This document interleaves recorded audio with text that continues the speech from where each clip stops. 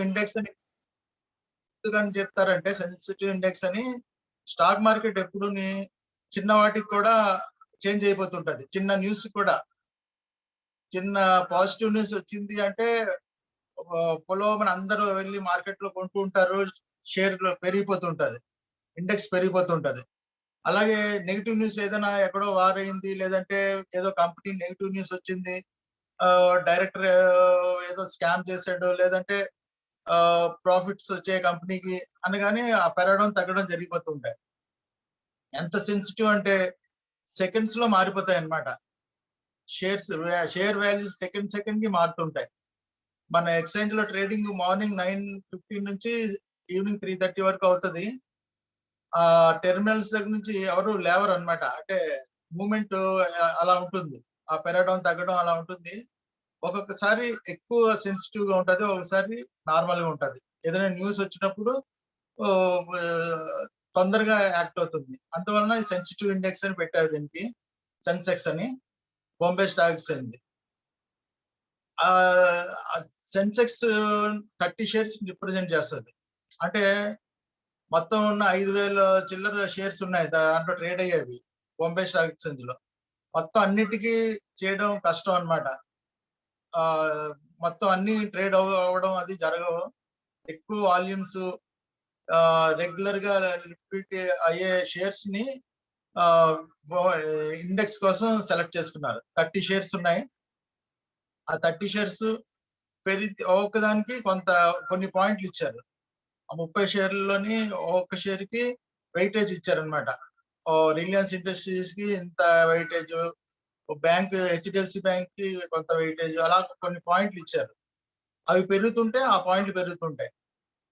అలా సెన్సెక్స్ పాయింట్స్ పెరుగుతుంటాయన్నమాట. మొత్తం 30 షేర్లకి అవి ఈ యాడ్ చేశారన్నమాట. ఆ ఇండెక్స్‌ని. సో, అవి పెరిగితే పెరుగుతది. అవి తగ్గిపోతుంటే ఆ 30 షేర్లు తగ్గడం, పెరగడం జరుగుతుంటే ఇండెక్స్ అప్ అండ్ డౌన్స్ అవుతూ ఉంటాయి. అలాగే మనకి national stock exchange national stock exchange లోనే నిఫ్టీ అని పెట్టారు ఇండెక్స్‌ని. ఇండెక్స్ పేరుని. నిఫ్టీ అని ఎందుకు పెట్టారంటే నిఫ్టీ అంటే ఎన్ఎస్‌సి ప్లస్ 50 షేర్స్‌ని ఇది రిప్రజెంట్ చేస్తది. ఆ 50 షేర్స్ పెరుగుతుంటే ఈ నిఫ్టీ ఇండెక్స్ పెరుగుతుంటది. అలాగే 50 షేర్స్ తగ్గుతూ ఉంటే 50 షేర్స్ నిఫ్టీ తగ్గుతూ ఉంటది. అలాగా అప్ అండ్ డౌన్ ఈ నిఫ్టీకి అలా పెట్టారు పేరు. అది అప్ అండ్ డౌన్స్ 50 షేర్లుకి వెయిటేజ్ ఇచ్చారు. ఒక్క షేర్‌కి కొంత వెయిటేజ్ ఉంటుంది. అలాగా ఆ పాయింట్స్‌తో పెరగడం, తగ్గడం జరుగుతూ ఉంటది. సో, అది నిఫ్టీ. నిఫ్టీ గురించి మనం తెలిసింది. సెన్సెక్స్, నిఫ్టీ 2 ఎక్స్‌చేంజ్‌లు అన్నమాట. ఇప్పుడు పాపులర్ ఇండెక్స్‌లు మన స్టాక్ మార్కెట్‌లోని. అలాగే అమెరికన్ మార్కెట్స్‌లోని డౌ జోన్ అని ఉంటుంది. డౌ జోన్ ఒకటి, నాస్డాక్ ఒకటి. నాస్డాక్ అంటే ఐటీ కంపెనీస్ అంతా నాస్డాక్‌లో ఉంటాయి. డౌ జోన్ ఏమో టోటల్ అన్ని కంపెనీస్. సో, అది యూఎస్ మార్కెట్ నుంచి ఎందుకు చెప్పుకుంటామంటే అవి తగ్గినా ఇక్కడ మన మార్కెట్ తగ్గిపోతుంది. ఆ డౌ జోన్ తగ్గిపోయింది. అక్కడ యూఎస్‌లో ఏదో ప్రాబ్లమ్ వచ్చి డౌ జోన్ తగ్గింది అయినా సరే మన సెన్సెక్స్ తగ్గిపోతే నిఫ్టీ తగ్గిపోతాయి. అలాగే అక్కడ డౌ జోన్ పెరిగింది. అక్కడ ఫారెన్ ఇన్వెస్టర్స్ బాగా కొంటున్నారు. స్టాక్ మార్కెట్ బాగున్నది. డౌ జోన్ పెరిగింది అంటే ఇక్కడ సెన్సెక్స్ పెరిగిపోతుంది. అలాగే నిఫ్టీ పెరుగుతుంది.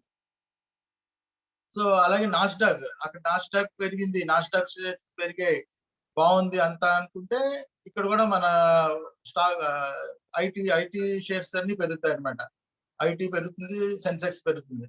సో, ఆల్‌మోస్ట్ యూఎస్ మార్కెట్‌కి, మన మార్కెట్‌కి బా బాగా కనెక్షన్ ఉంటుంది. అది యూఎస్ మార్కెట్ ఎప్పుడు నైట్ ఓపెన్ అవుతది. మనదంతా డే డే ట్రేడింగ్‌లో అయిపోతుంది. డే ఈవినింగ్ 3:30కి అయిపోతుంది. అది ఈవినింగ్ 6 నుంచి స్టార్ట్ అవుతది. 6:30 నుంచి స్టార్ట్ అయ్యి మార్నింగ్ వరకు అవుతది. సో, నైట్ జరిగేదంతా అబ్జర్వ్ చేస్తుంటారు మన మార్కెట్ వాళ్ళు గూడా. చేసి అక్కడ పెరిగితే ఇక్కడ పెరుగుతది. ఇక్కడ ఒకసారి మన ఇండియాలో తగ్గినా సరే అక్కడ ఒకదానికొకటి లింక్ ఉంటుందన్నమాట. సో కాబట్టి డౌ జోన్ ఇండెక్స్ కూడా మనం అబ్జర్వ్ చేస్తుండాలి. డౌ జోన్, నాస్డాక్. సో అలాగే ఇండెక్స్లు అన్ని చోట్ల ఉంటాయి. అన్ని కంట్రీస్ ఉంటాయి. మన కంట్రీవి ఇంపార్టెంట్ అన్నమాట. మనం తెలుసుకోవాల్సింది కూడా ఫస్ట్ ఆఫ్ ఆల్ మన ఇండెక్స్ తెలుసుకుని మనం అబ్జర్వ్ చేస్తూ ఉండాలి. సో మనం బిఎస్సి బొంబే స్టాక్ ఎక్స్చేంజ్ అనేది 1875 లో స్టార్ట్ అయింది. Native shares and stock brokers association అని చెప్పి ఫామ్ చేశారు కొంతమంది. వాళ్ళు చేసింది 1986 లో ఇండెక్స్ లాంచ్ చేశారు. 100 అప్పుడు ఇండెక్స్ ఉండేది 100 పాయింట్ల కింద ఉండేది. 100 పాయింట్ల నుంచి అలాగా అది పెరుగుతూ వచ్చింది. అలాగే బిఎస్సి ఏమో ఆన్లైన్ ట్రేడింగ్ బోల్ట్ అని చెప్పి పెట్టారు. మొత్తం అంతవరకు 95 ఈ మార్చ్ 95 బిఫోర్ అంత ఫిజికల్ గా ట్రేడ్ అవుతుండే. ఫిజికల్ షేర్స్ తర్వాత మాన్యువల్ గా అన్ని ఎక్కువ మాన్యువల్ ట్రాన్సాక్షన్ ఎక్కువ జరుగుతుండే. ఆ బిఎస్సిలో అంతా ఏంటంటే ఆక్షన్ టైప్ లో అవుతుండే. పెద్ద హాల్లో వెళ్ళి అక్కడ కొనడానికి అమ్మడానికి మాన్యువల్ గా గట్టిగా అరుస్తుని రిలయన్స్ షేర్స్ కొంటారా, అలాగే స్టేట్ బ్యాంక్ షేర్స్ కొంటారా అని చెప్పి అడిగి మాన్యువల్ గా రాసుకుని అప్పుడు సెటిల్మెంట్ అవుతుండేది. అప్పట్లో ఏంటంటే మనకి ఇప్పుడు T+2 ఉంది. అప్పట్లో T+15 అలా ట్రేడ్ అవుతుంది. లాంగ్ ఇది ఉండేదన్నమాట సెటిల్మెంట్స్. ఆ తర్వాత ఈ ఆన్లైన్ వచ్చిన తర్వాత చాలా వరకు ఈజీ అయింది. ఆ తర్వాత డీమ్యాట్ అవి వచ్చిన తర్వాత ఇంకా ఈజీ అయింది. సో అలాగా డెవలప్ అవుతూ వచ్చింది బొంబే స్టాక్ ఎక్స్చేంజ్. సో చూడండి సెన్సెక్స్ మనకి బిఎస్సి సెన్సెక్స్ మైల్ స్టోన్స్ అన్నమాట. సెన్సెక్స్ 1000 ఏమో 1990లో వచ్చింది. 1990లో 1000 ఉండేది ఇండెక్స్ మన సెన్సెక్స్. ఆ తర్వాత 92లో 2000కి వచ్చింది. అలాగా 92లోనే మళ్ళీ 4000 వరకు వచ్చింది. ఆ తర్వాత 99కి 5000 మార్క్ క్రాస్ అయింది. ఆ తర్వాత 2006లో 10,000 ఉండేది. 2007లో ఆల్మోస్ట్ 10,000 పెరిగిపోయింది 1 ఇయర్ లో. 10,000 ఇండెక్స్. అంటే 30 షేర్స్ ప్లస్ స్టాక్ మార్కెట్ అంతా బాగా పెరిగాయి అప్పట్లో. 20,000 నుంచి 40,000కి పెరగడానికి చూడండి ఎన్ని 12 ఇయర్స్ పట్టేసింది. ఆ తర్వాత 50,000కి 2 ఇయర్స్ లో వచ్చింది. ఇప్పుడు ప్రెసెంట్ 52,100 ఉన్నది. ఇది ఫ్రైడే రేటు. ఈ రోజు ఇంకో 200 పాయింట్స్ పెరిగింది. సో 52,300 అరౌండ్ ఉంది. సెన్సెక్స్ ఇండెక్స్ పాయింట్స్ అవి. మనకి Bombay stock exchange index Sensex అన్నమాట అది. ఆ టైంలో అలా అంత ఉండేది. అంటే షేర్ వాల్యూస్ అలా పెరిగిపోయాయి అప్పటికి ఇప్పటికి. ఆ షేర్ వాల్యూలు పెరిగితేనే ఇండెక్స్ పెరుగుతుంది. అలా పెరిగి 52,000కి వచ్చింది. ఆల్మోస్ట్ 60,000 ఇయర్ ఎండ్‌కి ఎక్స్‌పెక్ట్ చేస్తున్నారు. నెక్స్ట్ 1 ఇయర్‌లో 60,000 క్రాస్ అయిపోద్దని. సో ఇండియన్ ఎకానమీ చాలా బాగుంది. ఎందుకంటే ఎకానమీ ఒకటే కాదు, మన గవర్నమెంట్ స్టేబుల్ గవర్నమెంట్ ఉంది. మన ఓవరాల్ ఈ కరోనా అన్ని తగ్గుతూ వచ్చింది. ఇంకా అన్ని బాగున్నాయి కాబట్టి స్టాక్ మార్కెట్ ఇంకా పెరుగుతుంది అలాగా. ఏదైనా నెగెటివ్ స్కామ్‌లు అవి 92లో స్కామ్ వచ్చింది. హర్షద్ మెహతా స్కామ్. అప్పుడు 4,000 చాలా ఎక్కువ అన్నమాట. 4,000 పాయింట్స్ అంటే చాలా ఎక్కువ ఇచ్చింది అంటున్నారు. అప్పుడు డౌన్ అయ్యి మళ్ళీ 2,800 వరకు వచ్చి మళ్ళీ అక్కడ నుంచి పికప్ అయింది. 99కి 7 ఇయర్స్ పట్టింది. ఆ స్కామ్‌లు, గీమ్‌లు అన్నీ క్లియర్ అయిపోయి, మళ్ళీ మార్కెట్ పెరగడానికి 5 ఇయర్స్ పట్టింది. ఇంకా అక్కడి నుంచి స్లోగా పెరగడం మొదలైంది. 2000 నుంచి 2001 నుంచి అలా మార్కెట్ పెరుగుతూ 2006కి 10,000కి వచ్చింది. 2007కి 20,000. సో అలా పెరుగుతూ ఓవరాల్‌గా ఎన్ని స్కామ్‌లు, ఎన్ని ఇవొచ్చినా, ఎన్ని వార్‌లు మధ్యలో కార్గిల్ వార్ వచ్చింది. చైనా వార్ చేస్తుందన్నారు. ఇంకా ఇది సౌదీలోని ఆహ్, పె పెద్ద వార్స్ అవుతుండేవి. అన్ని వార్స్‌కి కొంత టెంపరరీగా డౌన్ అవుతూ ఉంటాయి మార్కెట్. మళ్ళీ అదంతా ఇది క్లియర్ అయిపోయి మళ్ళీ పెరిగిపోతుంటాయి. సో జనరల్‌గా ఇన్వెస్టర్స్ ఏం చేయాలంటే నెగెటివ్ న్యూస్ వచ్చినప్పుడు కొనుక్కోవాలి. కొనుక్కొని ఆ తర్వాత అమ్ముకోవచ్చనమాట. మంచి రేట్‌లో అమ్మొచ్చు.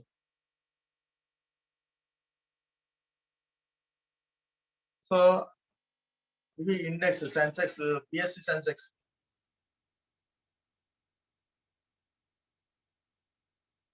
ఎన్ఎస్‌సి 94లో లాంచ్ చేశారు. ఈక్విటీని హోల్‌సేల్ డెబ్ట్ మార్కెట్. మన 94లోనే ఎలక్ట్రానిక్ స్క్రీన్ బేస్డ్ ట్రేడింగ్ వచ్చింది. ఆ తర్వాత నౌ ప్లాట్‌ఫార్మ్ అని మొబైల్ ట్రేడింగ్ 2010లో వచ్చింది. 2010లోనే కరెన్సీ ఆప్షన్స్ ట్రేడింగ్ కూడా వచ్చింది. సో ఎన్ఎస్‌సి కూడా బానే ఇదయిందనమాట. ఇప్పుడు హైయెస్ట్ టర్నోవర్ అవుతున్నది లేట్‌గా వచ్చినా సరే, ఇది 94లో వచ్చినా సరే, హైయెస్ట్ టర్నోవర్ దీనికే అవుతుంది. ఎన్ఎస్‌సికే. ఎక్కువ లిక్విడిటీ ఉన్నది ఎన్ఎస్‌సి అన్నమాట.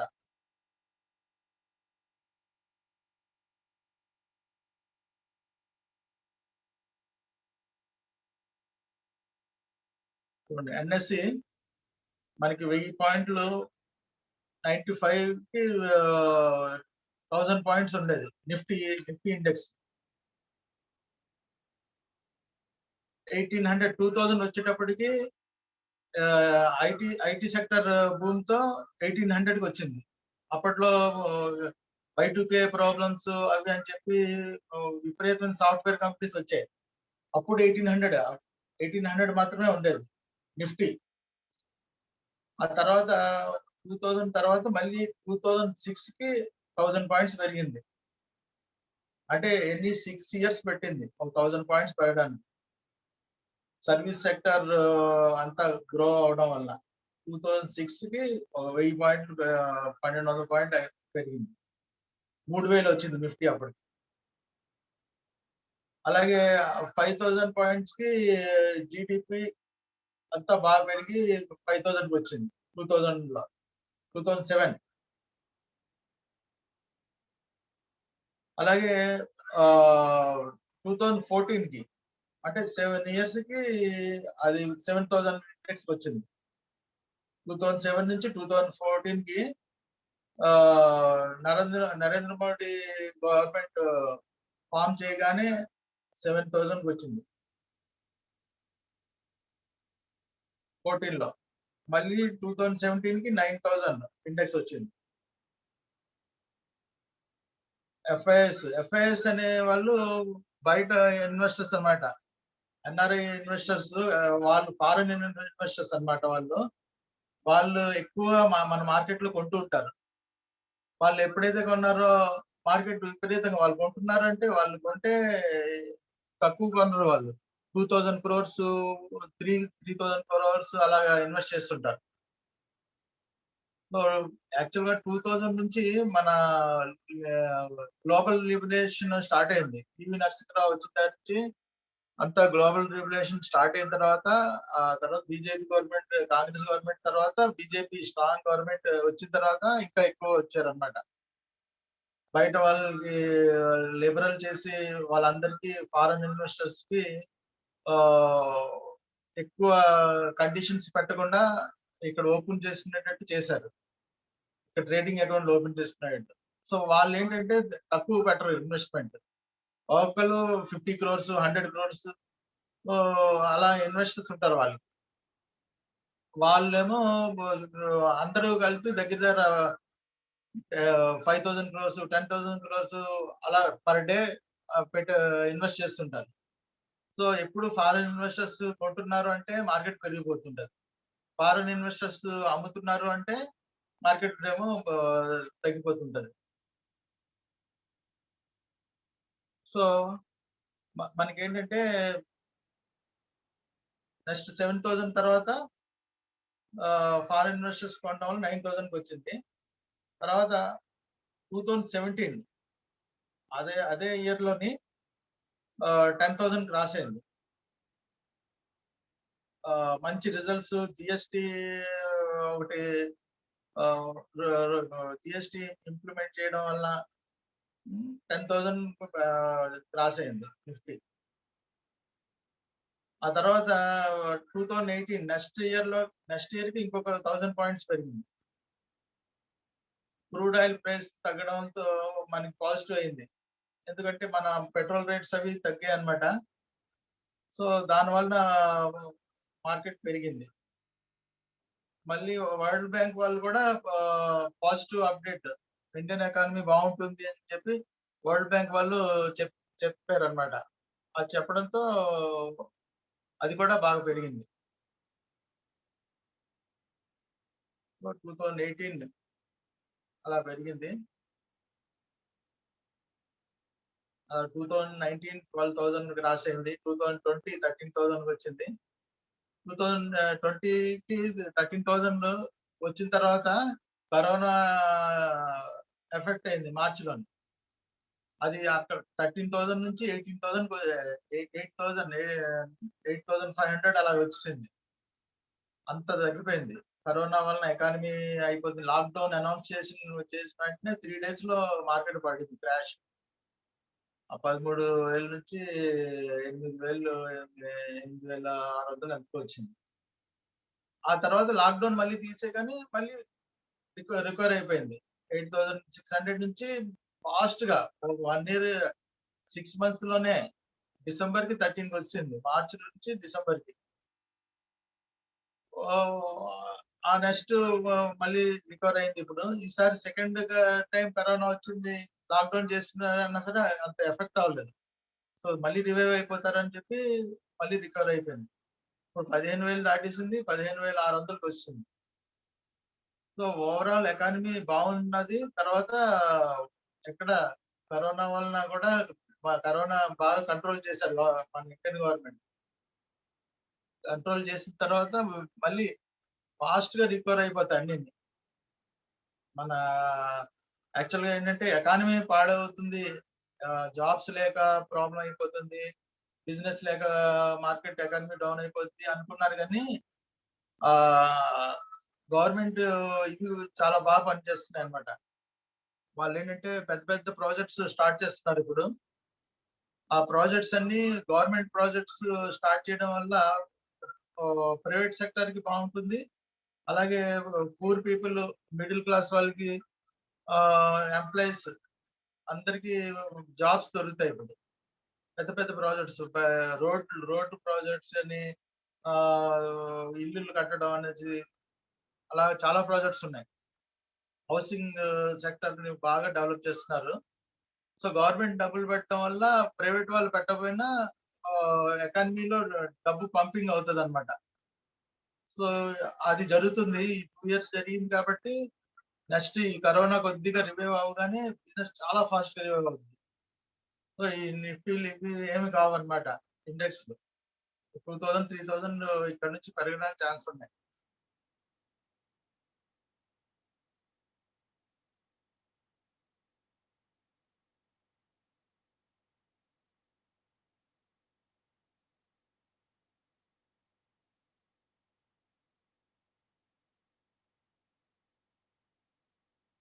సో, అది ఇండెక్స్ గురించి చెప్పాం ఇప్పటి వరకుని.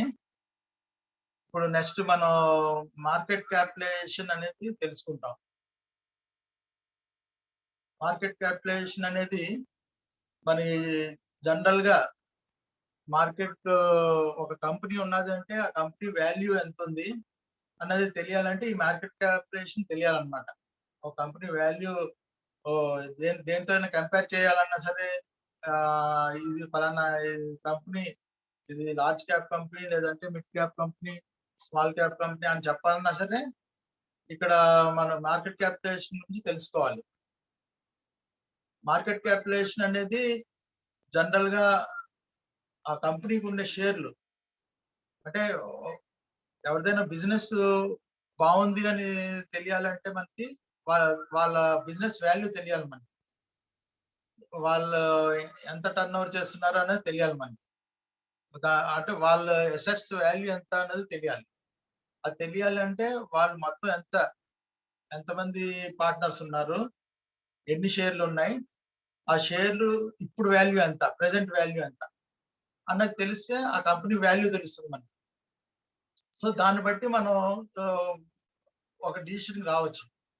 పెద్ద కంపెనీ మనం డీల్ చేస్తుంది పెద్ద కంపెనీతోనో చిన్న కంపెనీతో అన్నారు.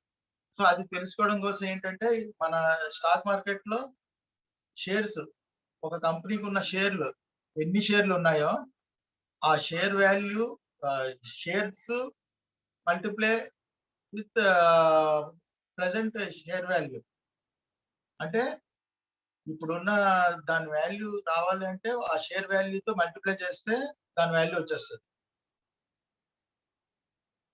సో మార్కెట్ క్యాప్ అంటే company total shares into current share value. So మనకి అవుట్ స్టాండింగ్ షేర్స్ ఎన్ని ఉన్నాయి, total shares into present closing price, ఈ రోజు క్లోజింగ్ ప్రైస్ తో దానికి మార్కెట్ క్యాపిటలైజేషన్ వస్తుంది. సో అది మార్కెట్ క్యాపిటలైజేషన్ మనం తెలుసుకోవాల్సింది అది ఆ ఫార్ములా అన్నమాట. దేనికైనా ఏ కంపెనీకైనా సరే తెలుసుకోవాల్సింది అది.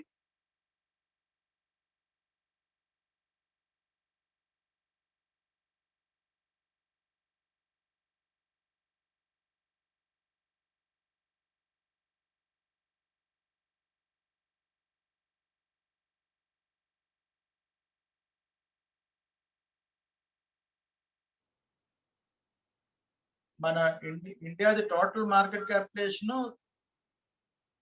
$3 ట్రిలియన్. ట్రిలియన్ అంటే 1,00,000 crore అన్నమాట. అంటే మన టోటల్ మార్కెట్ క్యాపిటలైజేషన్ అంటే మన ఇండియాలో ఉన్న అన్ని కంపెనీస్ మొత్తం అన్ని కంపెనీల మార్కెట్ క్యాపిటలైజేషన్ కలిపితే $3 ట్రిలియన్ వచ్చింది. అంటే మనకేంటి ట్రిలియన్ అంటే 1,00,000 crore.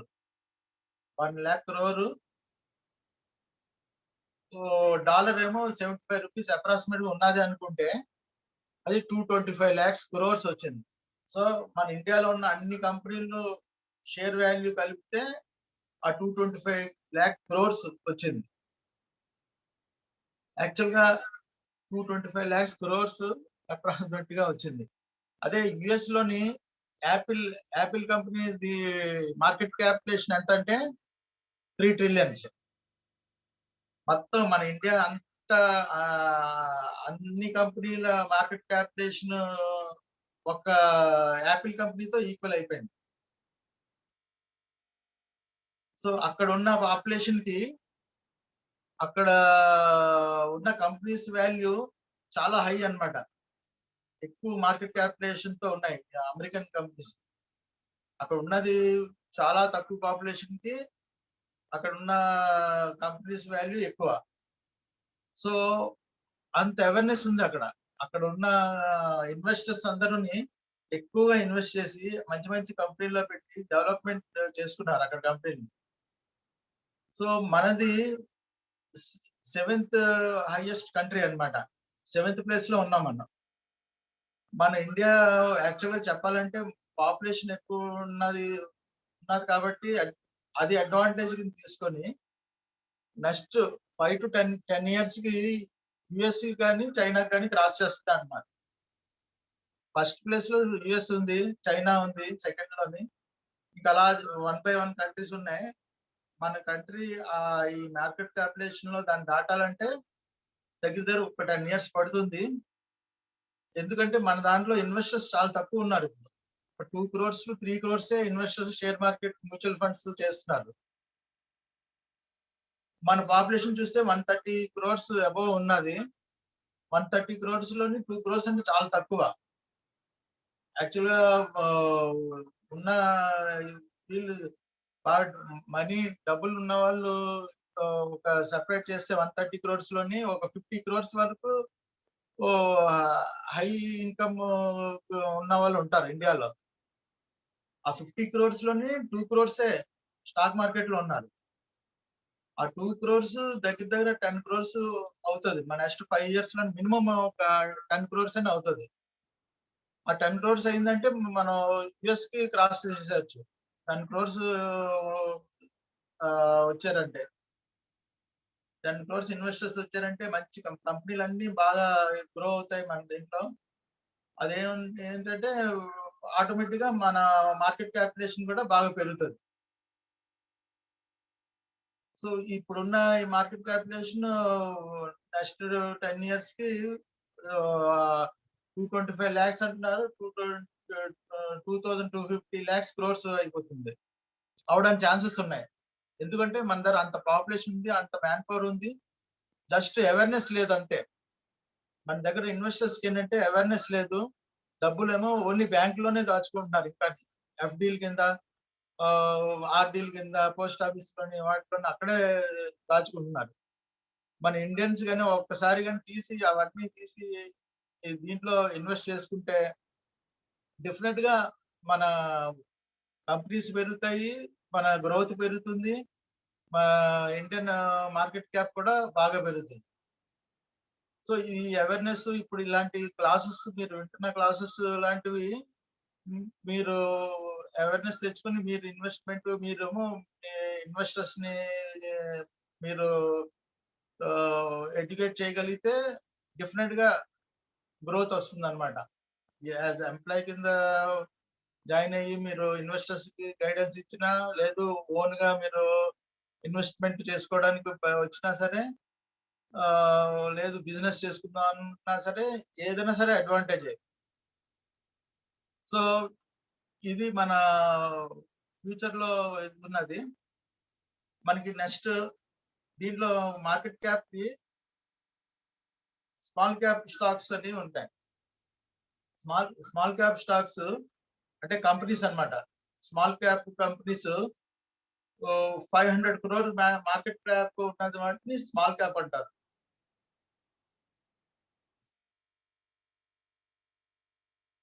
ఇక్కడ 500 క్రోర్స్ మనకి ఆహ్,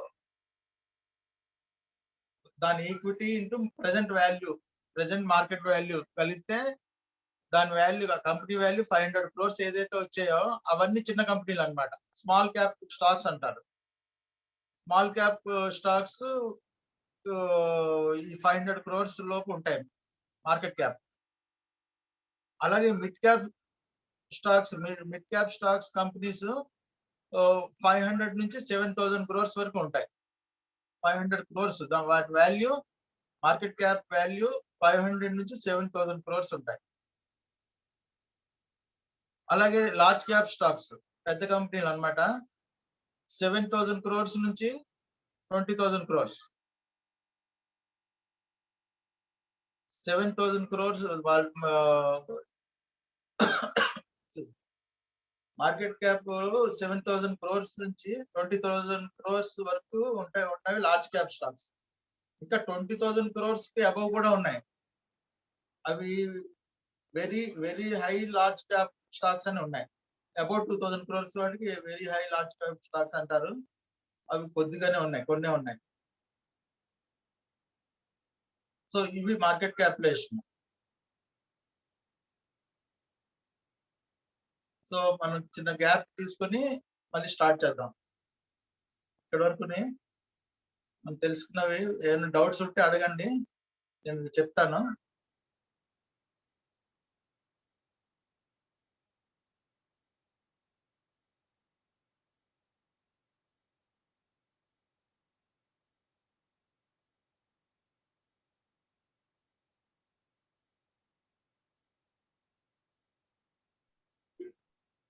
hello sir, good evening sir.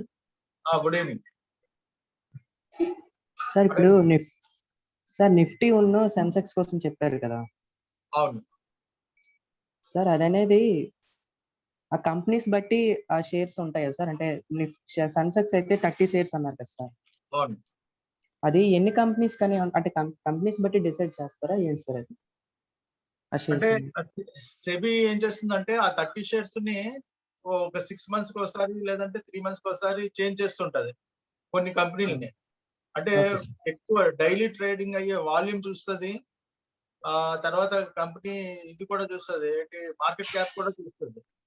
Okay sir. High market cap ఉన్నవి, లిక్విడిటీ బాగా ట్రేడ్ అవుతున్నవి, వాల్యూమ్స్ అంటారు. ఎక్కువ రోజుకి ఎన్ని వాల్యూమ్ అవుతుందో అవి చూసి మంచి కంపెనీని సెలెక్ట్ చేసి ఒకటి రెండు తక్కువ వాల్యూమ్ అవుతున్న వాటిని తీసేసి మళ్ళీ యాడ్ చేస్తుంటది. సార్ అంటే అది సెక్టర్ వైజ్ కంపెనీస్ అంటే చేంజ్ చేస్తుందండి. అంటే ఐటీ కంపెనీస్ ఉంటాయి, ఫైనాన్స్ కంపెనీస్ ఉంటాయి, నెక్స్ట్ ఒక్కొక్క సెక్టర్ కంపెనీస్ ఉంటాయి కదా సార్. అవును ఉంటాయి. అది ఎలాగంటే అది ఎలా సెక్టర్స్ వైజ్ అంటే వాల్యూ పెడుతుంది అని, అంటే ఒక్కొక్క సెక్టర్ కి షేర్స్ మారిపోతుంటాయి కదా సార్. మారిపోతుంటాయి. ఇప్పుడు సెక్టర్ కి ఇప్పుడు ఇది సెన్సెక్స్ ఒకటి ఇండెక్స్ ఉన్నది, అలాగే దాంట్లోని సెక్టర్ ఇండెక్స్ కూడా ఉన్నాయి. ఐటీ ఇండెక్స్ అని, బ్యాంక్ అవి కూడా చూడొచ్చు మనం. అలాగా సెపరేట్ గా ఉన్నాయి సెక్టర్ గా మీరు అడిగినట్టు. ఆ ఇండెక్స్ లోనే అవి చూసుకుంటే మనకి తెలుస్తాయి. సార్ అవి కూడా చెప్తారు సార్. ఓకే, తెలుసుకున్న తర్వాత అవి కూడా తెలుసుకుంటారు. కానీ ఏం లేదు, అవి నిఫ్టీ కూడా అంతేనా? బ్యాంక్ ఇండెక్స్ అంటే బ్యాంక్ షేర్లు ఉంటాయి దాంట్లో. అలాగే ఐటీ ఇండెక్స్ అంటే ఐటీ కంపెనీస్ ఉంటాయి, అవి పెరుగుతుంటే ఐటీ ఇండెక్స్ పెరుగుతుంటది. ఫార్మా ఇండెక్స్ ఉన్నదంటే ఫార్మా కంపెనీలు పెరుగుతుంటే ఆ ఇండెక్స్ పెరుగుతుంటది. Okay sir. అంటే ఇప్పుడు చెప్పండి నెక్స్ట్ సార్. బిఎస్సి ఇంకోసారి చెప్పండి sir. BSc Bombay stock exchange. Sir screen కూడా పెట్టండి సార్. ఏం చెప్పమంటారు బిఎస్సిది? స్టాక్ మార్కెట్ ఇండెక్సెస్ తర్వాత బిఎస్సి కదా సార్, అది చెప్పండి సార్ ఇంకోసారి. బిఎస్సి ఎప్పుడు స్టార్ట్ అయిందో చెప్తున్నాం అన్నమాట. అది 1875 లో స్టార్ట్ అయింది యాక్చువల్ గా. Native share stock broking association అని అసోసియేషన్ ఫామ్ అయింది. ఒక 10 మంది 12 మందితో స్టార్ట్ అయింది అది. వాళ్ళు ఒక బిల్డింగ్ లో కూర్చొని వాళ్ళు షేర్లు కొనడం అమ్మడం అక్కడ చేసేవారు. అది చేసిన తర్వాత వాళ్ళకి బిల్డింగ్ కావాలని చెప్పి ఆ బిల్డింగ్ కి వెళ్ళారు. 1920లో బిల్డింగ్ కట్టుకున్నారు. 1928లో మనం ఇప్పుడు చూస్తున్న బిల్డింగ్ లో మారారు వాళ్ళు. ఆ బిఎస్సి లో మారి ఈ 1986 లో ఫస్ట్ ఇండెక్స్ కేమో ఒక బేస్ ఇయర్ స్టార్ట్ చేశారు అనమాట. 78, 79 బేస్ తీసుకొని 100 కింద చేసి ఇప్పుడు దీన్ని ఇండెక్స్ నేమో క్రియేట్ చేశారనమాట. అప్పటి నుంచి ఇండెక్స్ స్టార్ట్ అయింది మనకి 86 నుంచి. ఆ తర్వాత బిఎస్సి ఆన్లైన్ అయింది 95 లో. అప్పటి వరకు మాన్యువల్ గా చేసుకునేవారు ట్రేడింగ్. అదిని ఒక దగ్గర వచ్చి అందరూ కలిసి వచ్చి అసోసియేషన్ లో మెంబర్ అందరూ ఒక దగ్గర వచ్చి ట్రేడింగ్ చేసేవారు. ఆ ట్రేడింగ్ అంటే కొనడం అమ్మడం అంతా మాన్యువల్ గా కాగితాల మీద రాసుకునేవారు. ఆన్లైన్ కంప్యూటరైజ్ 1996, 95 లో అయిన తర్వాత వాళ్ళు అక్కడ నుంచి ట్రేడింగ్ ఆన్లైన్ లోనే కంప్యూటర్ లోనే చేసుకున్నారు. ఓకేనా? Next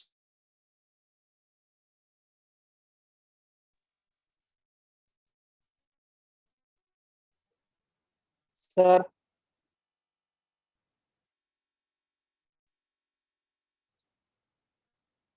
hello sir. అడగండి ప్రతాపరావు గారు. సార్ మార్కెట్ క్యాపిటల్ గురించి ఒకసారి అది ఇందాక ఫార్ములా చెప్పారు కదా, ఎగ్జాంపుల్ ఎక్స్ప్లెయిన్ చేయగలరా?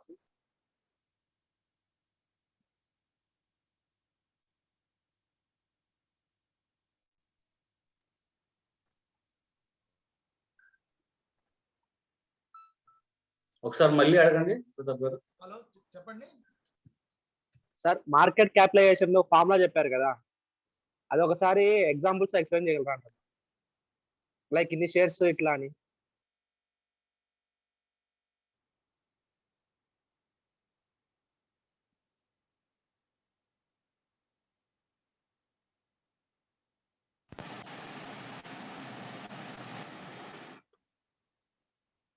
సారీ, మళ్ళీ ఒకసారి చెప్పండి.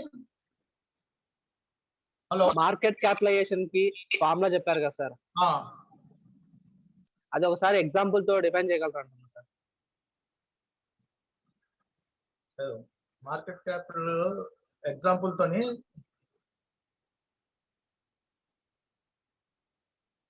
ఇదే సార్. ఇది చెప్తాను. ఇది బ్రేక్ తర్వాత మీకు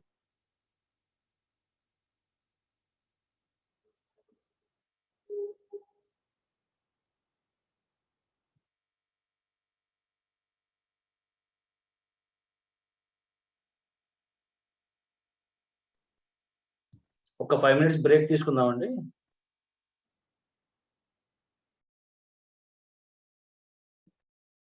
సార్ మీ వాయిస్ మ్యూట్ అయింది కలిముల్లా గారు. You can't hear your voice.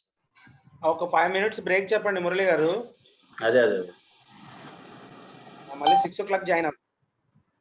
Hello చెప్పండి. హలో హలో చెప్పండి, మళ్ళీ ఒకసారి చెప్పండి, నేను వినలేదు. ఈ మార్కెట్ క్యాపిటలైజేషన్ ని కొంచెం ఏదైనా ఎగ్జాంపుల్స్ తో చెప్పమంటున్నారు సార్. ఓకే చెప్తాను.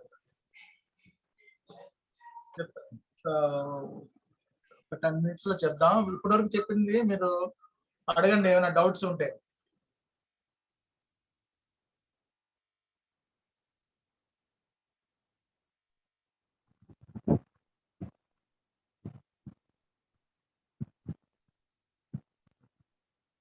చెప్పండి. Hello sir. Hello. Hello. Good evening sir.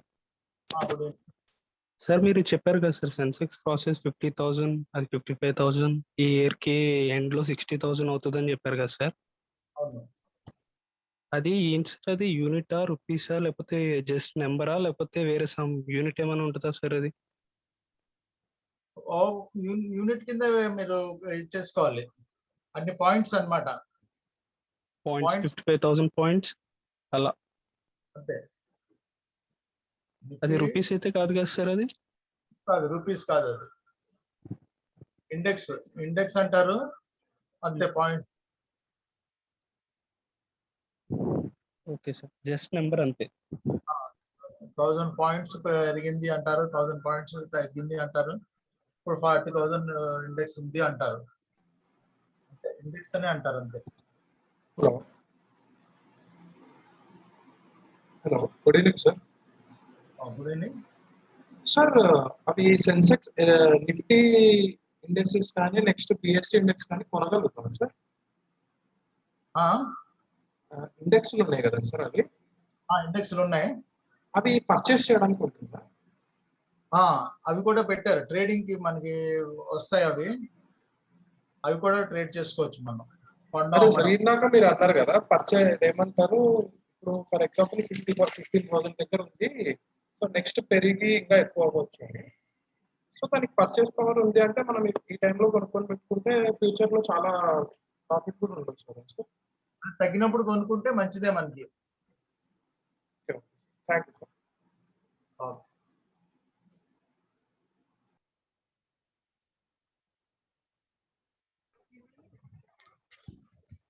Index points మనకి డిసైడ్ చేసేది ఒక కంపెనీకి వెయిటేజ్ ఇచ్చారనమాట. ఆ 30 కంపెనీస్ వెయిటేజ్ ప్రకారం ఒక కంపెనీకి అన్ని పాయింట్స్ ఇచ్చారు, అవి పెరుగుతుంటే అన్ని points పెరుగుతుంటాయి.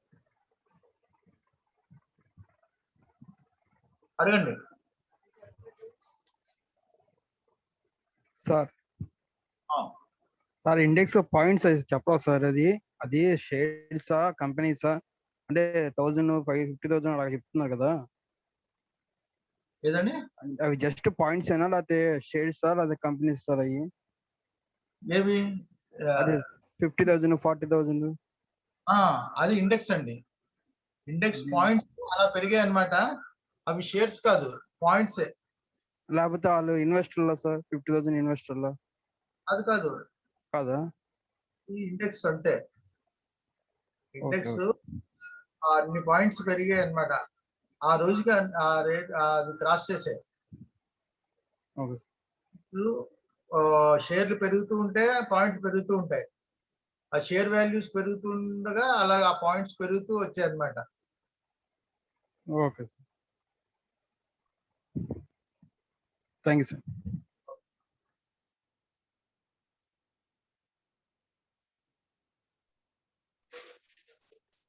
Sir, good evening, sir. Hello sir. Hello, sir.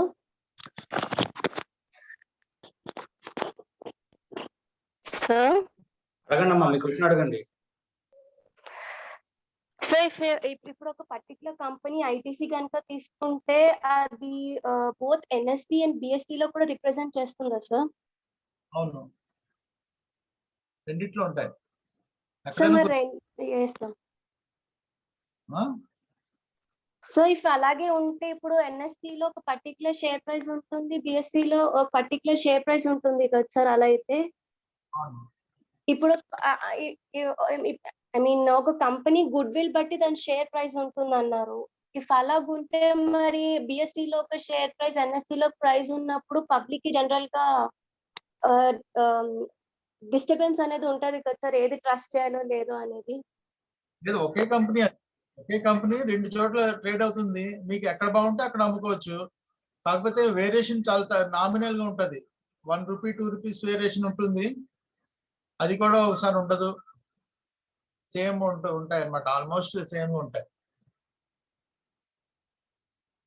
So మీకు ఎక్కడ బాగుంటే అక్కడ అమ్ముకోవచ్చు, కొనుక్కోవచ్చు.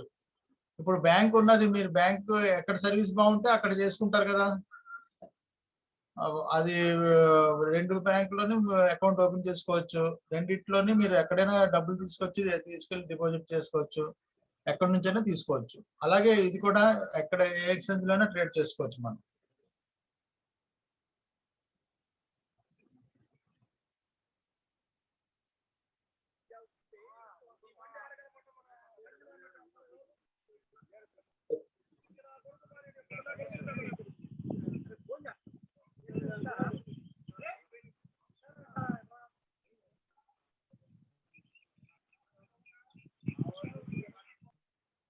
థర్టీ కంపెనీస్ కి ఒక కంపెనీకి కొన్ని పాయింట్స్ ఉంటాయి అన్నమాట.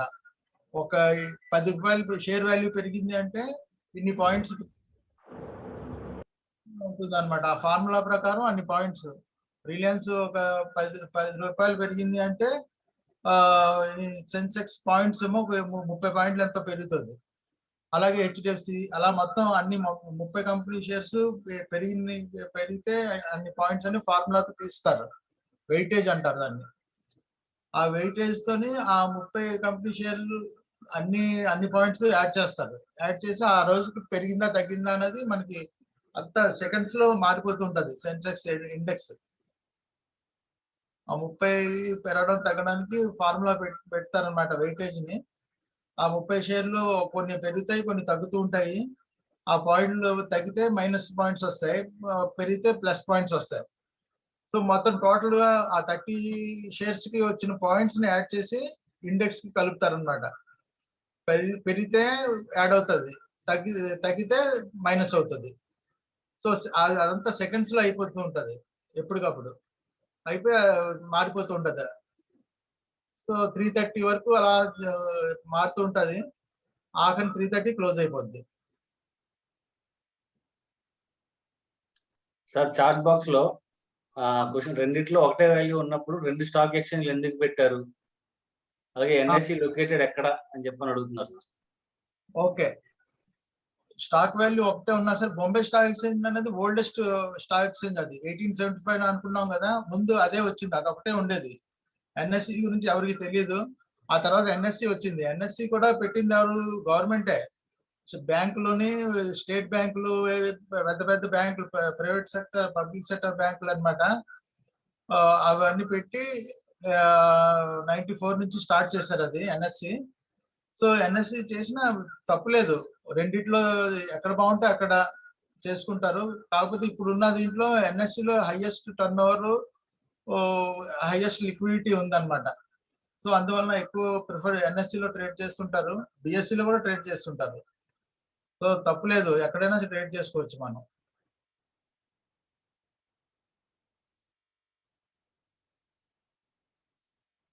సో అదొకటి. ఇంకోటి ఏంటండి అడిగేది? NSC located at Bombay. Bombay అండి, బొంబే పెట్టారు. ఇప్పుడు ఏంటంటే 2 చోట్ల పెట్టారనమాట. వాటికి డిజాస్టర్ మేనేజ్మెంట్ వాళ్ళు దాన్ని ఇవి ఒకవేళ అక్కడ ఏమైనా తేడా జరిగితే వేరే చోట కూడా ఉండాలి అని చెప్పి న్యూఢిల్లీలో కూడా పెట్టారు, ఇంకో చోట కూడా పెట్టారు, కింద బెంగళూరు దగ్గర పెట్టినట్టున్నారు. సో ఎక్కడ ఏ ప్రాబ్లం అయినా సరే వెంటనే స్టార్ట్ అయ్యేటట్టు పెట్టుకున్నారు అనమాట. సో మెయిన్ మాత్రం బొంబే. ఎన్ఐసిలో కొన్న స్టాక్స్ బిఎస్సిలో సెల్ చేయొచ్చా? 3 days తర్వాత మీకు డిమాండ్కి వచ్చిన తర్వాత ఎక్కడైనా అమ్ముకోవచ్చు. ఇప్పుడు బిఎస్సిలో కొన్నది ఈ రోజు కొని రేపు ఎన్ఎస్సిలో అమ్మేస్తానంటే కుదరదు అనమాట. ఆ బిఎస్సిలో కొన్నది 3 days పడుతుంది మన అకౌంట్ లోకి వచ్చింది ఒకసారి చెక్ చేసుకొని వచ్చింది అని చూసుకొని అప్పుడు మనకు కావాలంటే ఎన్ఎస్సిలో అమ్ముకోవచ్చు. లేదు అంటే బిఎస్సిలోనే అమ్మాలనుకుంటే ఆ రోజు కొన్నది నెక్స్ట్ డే బిఎస్సిలోనే అమ్మేసుకోవచ్చు. 3 days వరకు ఆగనవసరం లేదు, సేమ్ బిఎస్సిలో అమ్మదలుచుకుంటే. అలా కాకుండా ఎన్ఎస్సిలో అమ్ముదాం అనుకుంటే మాత్రం 3 days ఆగి మన డిమేట్ లోకి వచ్చిందో లేదో చూసుకుని అప్పుడు అమ్ముకోవాలి. నెక్స్ట్ ప్రతాప్ గారు. ప్రతాప్.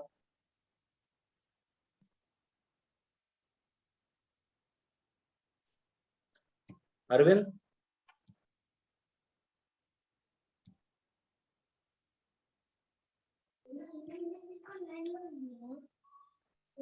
సాయి తేజ.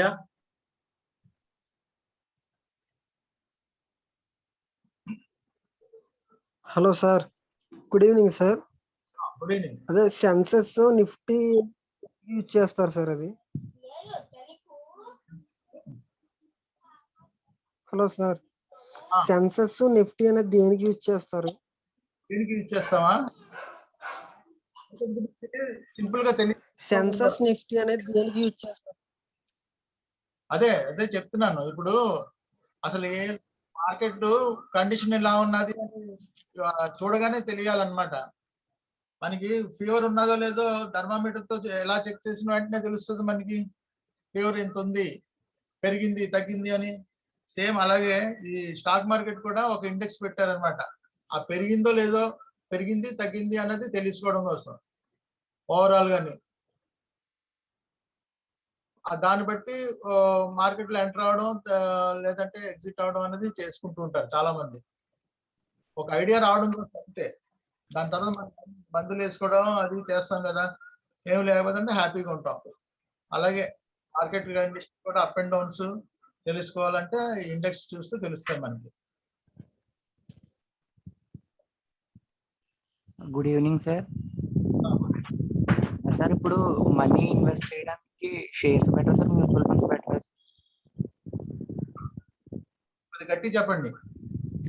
మనీ ఇన్వెస్ట్ చేయడానికి మనం షేర్స్ లో పెట్టడం బెటర్ సార్, మ్యూచువల్ ఫండ్స్ చూస్ చేసుకోవడం బెటర్ సార్?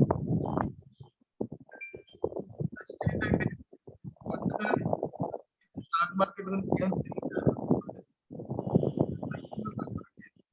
ప్రైమరీ మార్కెట్ లో ఇన్వెస్ట్ చేసుకోవాలన్నమాట.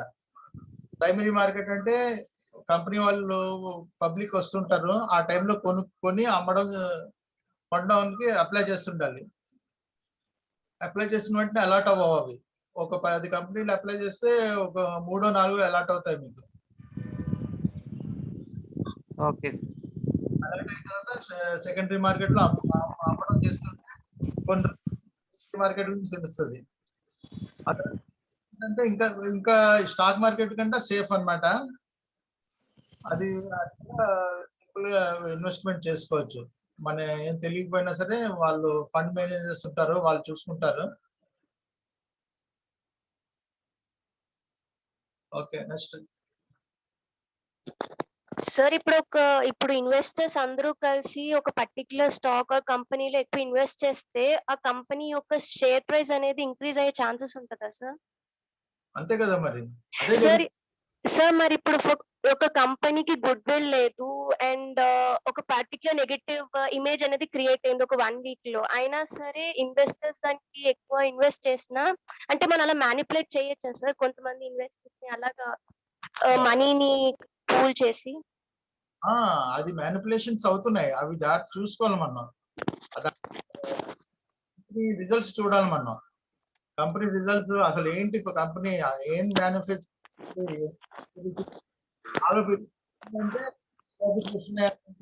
లేదంటే ఏమైనా ఆర్డర్ కొత్తగా వచ్చిందా అవన్నీ తెలుసుకోవాలి. తెలుసుకోకుండా పెరుగుతుంది అని చెప్పి మ్యానిపులేట్ చేసిన వాళ్ళు అలా పెంచి వదిలే. Sir hello sir. చెప్పండి సార్ ఇప్పుడు కంపెనీ షేర్లు ఎలా పెరుగుతాయి, వాటికి ఎలా మనీ అంటే ఎక్విప్మెంట్ అవుతుంది సార్? ఇప్పుడు కంపెనీకి షేర్ ఎలా పెరుగుతాయి సార్ ఆటోమేటిక్ గా? కంపెనీ షేరు ఎలా పెరుగుతుంది అని అడుగుతున్నారా? Sir demand supply. ఇప్పుడు అమ్మే వాళ్ళు ఎక్కువ మంది ఉంటే తగ్గిపోతుంటది, అమ్మే వాళ్ళు తక్కువ అయిపోయి కొనే వాళ్ళు ఎక్కువ అవుతుంటే పెరుగుతూ ఉంటది. ఏదైనా మార్కెట్ కొనే వాళ్ళు ఎక్కువ ఉంటే అది రేట్ పెరిగిపోద్ది. సార్ ఇప్పుడు మనం ఎలా ఇన్వెస్ట్ చేయాలి, ఎలా అంటే ప్రొడక్ట్ సేల్స్ చేయాలని ఎట్లా వెళ్తే అంటే సంథింగ్ ఇప్పుడు మనం ఎలా ఇన్వెస్ట్ చేస్తే మనీ ఎలా వచ్చేస్తుందని అది కొంచెం క్లారిటీ చెప్పండి సార్. అదే ఇప్పుడు ఉల్లిపాయలు ఉన్నాయి, ఉల్లిపాయలు దొరకటం లేదు, తగ్గిపోయింది. సో ఎక్కువ రేటు పెట్టి అమ్ముతారు. అలాగే స్టాక్ మార్కెట్ ఆ షేర్ దొరకటం లేదు, అమ్మే వాళ్ళు ఎక్కువ రేటు పెట్టి అమ్ముతారు. సో అది కొనే వాళ్ళు అవసరం ఉంటే ఎక్కువ రేటు కైనా పంపుకుంటారు. రేటు పెరిగిపోతూ ఉంటది. డిమాండ్ లేదు, అమ్మే వాళ్ళు ఎక్కువ మంది వచ్చారు, ఉల్లిపాయలు ఎక్కువ వస్తాయి మార్కెట్ లోకి, సో రేటుకు తగ్గిపోతుంది. ఆ తగ్గిపోయి బాగా తగ్గిపోద్ది. సో నమ్మకాలు ఎక్కువ ఉంటాయి, అలాంటి రేటు తగ్గిపోద్ది. సేమ్ అదే స్టాక్ మార్కెట్. సార్ రూపాయి వాల్యూ ఎందుకు పడిపోతుంది? రూపాయి వాల్యూ పడిపోతుంది సెన్సెక్స్ లో అయ్యి అని ట్రోల్ వస్తున్నాయి కదా వాల్యూ డాలర్. సార్ $1 కి ఎన్ని రూపాయలు వస్తుంది, అది మన రూపీ వాల్యూ అన్నమాట. ఆ రూపీ వాల్యూ అలా తగ్గిపోతుంటే మనదేమో ఇక్కడ మార్కెట్ లో తగ్గిపోద్ది. ఎందుకంటే మన ఇండియన్ ఎకానమీ డాలర్స్ మీద డిపెండ్ అయి ఉన్నది.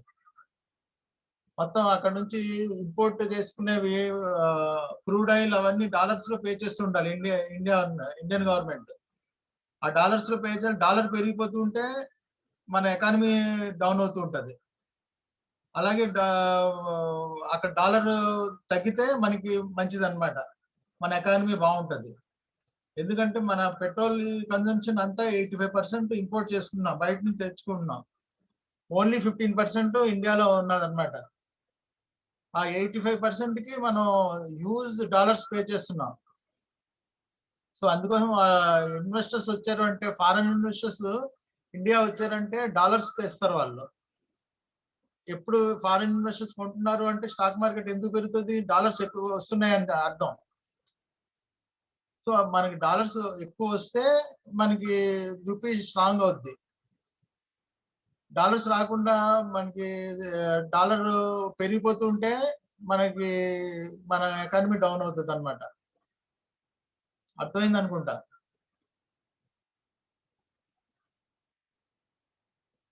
ఓకేనా?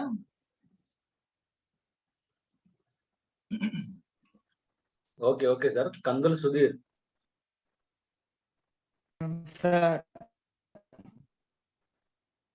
అడగండి. ఇప్పుడు మనకి షేర్స్ ఒక తక్కువ హలో ఇప్పుడు షేర్స్ మనం ఒకేసారి తక్కువ ఉన్న షేర్స్ మనం ఒక పెద్ద కంపెనీ ఒకేసారి ఇన్వెస్ట్ చేసి అన్ని షేర్స్ ఒకేసారి విత్డ్రా చేసుకుంటే అది హై అక్కడ యాక్చువల్లీ అక్కడ బిజినెస్ జరగకపోయినా సరే రేట్ పెరిగింది కదా, ఆ మనీ ఎవరు ఇస్తారు సార్? ఎవరివ్వరు, ఇవి కొన్న వాళ్ళే. హలో, వీళ్ళు అమ్మిన వాళ్ళు అమ్మడం కొనడం అన్నది జరుగుతుంటది కదా. మీరు కొన్నారు అంటే మీరు డబ్బులు పే చేస్తారు. సో మీరు డబ్బులు పే చేసింది అమ్మిన వాళ్ళకి ఇస్తారు. అంతా ఆన్లైన్ లో సపోజ్ ఒక షేర్ 5 రూపీస్ ఉన్న చెప్పండి.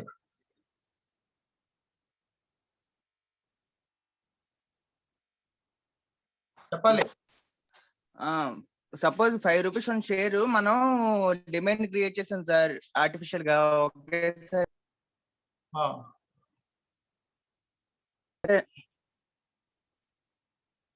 అప్పుడు ఆ డిఫరెంట్ అమౌంట్ అనేది పెరుగుతుంది కదా.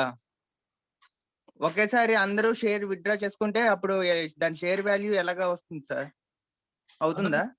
తగ్గుతూ ఉంటది, షేర్ వాల్యూ తగ్గుతూ ఉంటది. అవును, మాక్సిమం ఉన్నప్పుడు అందరూ విత్డ్రా చేసుకుంటే దాన్ని అందరికి విత్డ్రా అయిపోతుందా అమౌంట్? అందరికీ అవ్వకపోవచ్చు, కొనేవాళ్ళు లేకపోతే అమ్మడం ఎలా అవుతుంది? అలా తగ్గుతూ వస్తుంటది. రోజుకి 5% 10% సీలింగ్ ఇస్తారు. 100 రూపాయలు ఇస్తారంటే 90 రూపాయలు అవుతుంది. 90 రూపాయలు కన్నా తగ్గడానికి లేదంటే సీలింగ్ వేస్తారు. రోజుకి 10 రూపాయలు చొప్పున తగ్గుతూ ఉంటది. అసలుకేమో అది ఎంత ఉండాలో అంత అక్కడికి వచ్చి ట్రేడింగ్ స్టార్ట్ అవుతుంది. సో అమ్మిన వెంటనే డబ్బులు కూడా కొనే వాళ్ళు ఉండాలని ఏం లేదు. కొనే వాళ్ళు ఎవరు లేకపోతే అమ్మడానికి అవ్వదు మనకి. నెగిటివ్ న్యూస్లు ఏమైనా వచ్చాయంటే సడన్ గాని. సార్ నమస్తే సార్, కరిమల గారు. నమస్తే సార్, నా పేరు శ్రీనివాస్. ఆయన ఒక క్వశ్చన్ రేజ్ చేశారు కదా సార్. ఆయన సెల్ చేసినప్పుడు ఎవరైనా మార్కెట్ లో కొనాలి కదా అంటున్నారు కదా ఆయన. నాకు అర్థం కావట్లేదు, ఒకసారి చెప్పండి. ఆయన కొనే వాళ్ళు ఉండాలి కదా అంటున్నాడు కదా సార్. ఆయన షేర్స్ సెల్ చేస్తాం కదా. సెల్ చేసినప్పుడు మన డిమాట్ అకౌంట్ లో ఫుల్లీ ఎగ్జిక్యూటివ్ అని వచ్చినప్పుడు మాత్రమే మనకి అమౌంట్ అనేది క్రెడిట్ అవుతుంది సార్. ఫుల్లీ అని ఎగ్జిక్యూటివ్ అని రాకపోతే గనక మన షేర్స్ అనేవి అమ్మడం ఉన్నట్టు సార్. మన షేర్స్ అనేవి మార్నింగ్ నుంచి 3:30 లోపల ఎప్పుడైతే అమ్మేసామో అప్పుడు మనకి ఫుల్లీ ఎగ్జిక్యూటివ్ అని ఇస్తే మాత్రమే షేర్స్ సెల్ అయినట్టు సార్, లేకపోతే లేనట్టు సార్. పెండింగ్ కానీ పార్టీలు ఎగ్జిక్యూటివ్ అని కానీ వస్తే కనుక నాట్ సెల్ సార్.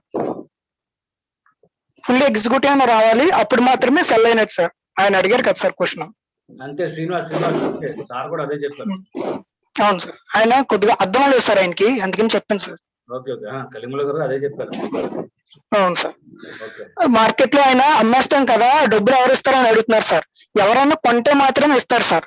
అది ఎగ్జిక్యూటివ్ అయిపోవాలి సార్. మన ఖాతా నుంచి ఎగ్జిక్యూటివ్ అని అయిపోతే మాత్రమే అప్పుడు మాత్రమే షేర్ ప్రైస్ అనేది మనకి డెబిట్ అవుతుంది. ఆ డెబిట్ అయింది 3 days లో మన అకౌంట్ కి మనం క్రెడిట్ చేసుకోవచ్చు, విత్డ్రా చేసుకోవచ్చు సార్. అప్పుడు దాకా విత్డ్రా చేసుకోవడానికి ఉండదు సార్ 3 days దాకా. అవునమ్మా శ్రీనివాస్ సార్ కూడా అదే చెప్తున్నారు కదా. Yes sir, yes sir. అందు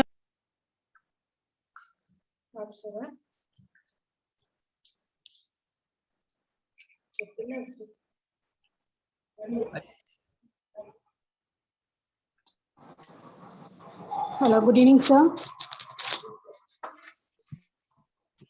గుడ్ ఈవినింగ్, చెప్పండి, అడగండి. సార్, ఇప్పుడు మనం ఒక కంపెనీ ఏదో ఒకటిలో షేర్ కొన్నప్పుడు అప్పుడప్పుడు జాయిన్ అవుతుంది కదా. అంటే ఒక బ్యాంక్ ఇంకొక బ్యాంక్ తో మెర్జ్ అవ్వడం, లేకపోతే గవర్నమెంట్ అయినా మెర్జ్ చేయడం అలాంటివి ఉంటుంది కదా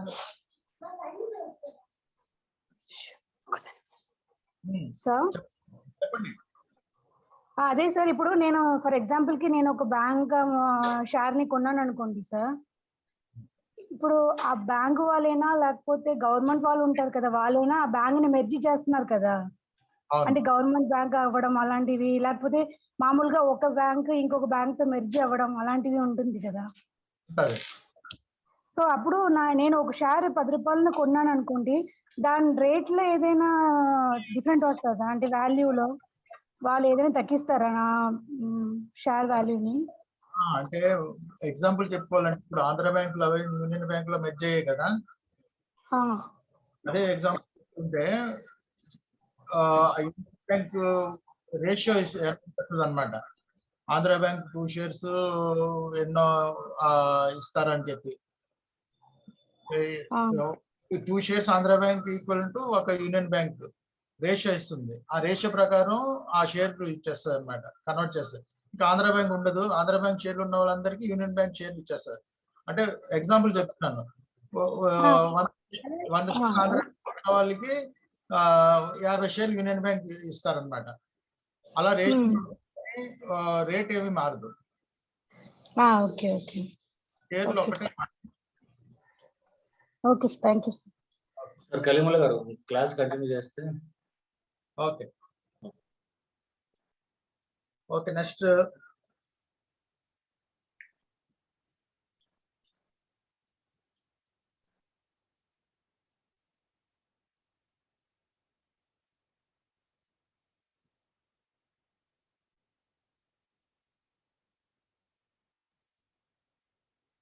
ఇదిగోండి మనకి టాప్ 10 మార్కెట్ క్యాప్ కంపెనీస్. సరే, ఇది రిలయన్స్ ఇండస్ట్రీస్ 14,35,517 కోట్లు. రిలయన్స్ కంపెనీ వాల్యూ అంత, మార్కెట్ క్యాప్ అంత ఉంది, 14,35,000 ఇదన్నమాట. అంటే అప్రాక్సిమేట్ మనం 14 లక్షల కోట్లు అది ఉన్నది అని దాని మార్కెట్ క్యాప్. మన ఇండియాలో ఇప్పుడు ఉన్నది రిలయన్స్ టాప్ లో ఉందన్నమాట. ఇక్కడ ఏంటంటే ఈ రెండు మల్టిప్లై చేస్తారు, కరెంట్ వాల్యూ ప్లస్ ఈక్విటీ. చూడండి, రిలయన్స్ 2,227 క్లోజ్ అయింది ఈరోజు. అదే ఈక్విటీ ఏమో, దాని ఈక్విటీ ఇంత ఉంది, 6,445 క్రోర్స్. సో ఈ రెండు మల్టిప్లై చేస్తే ఈ వాల్యూ వస్తుంది మార్కెట్ క్యాప్. అలాగే టీసీఎస్ 3181 ఉంది దీని వాల్యూ, అది కూడా అలాగే 369 ఈక్విటీ ఉంది, 11 lakhs crores, 11,76,964 crores అన్నమాట. సో ఈ 13 లక్షలు దీంట్లో 10 లక్షల అబోవ్లో ఈ రెండు ఉన్నాయన్నమాట, రిలయన్స్ టాటా కన్సల్టెన్సీ. ఆ తర్వాత 8 లక్షలు హెచ్డిఎఫ్సి,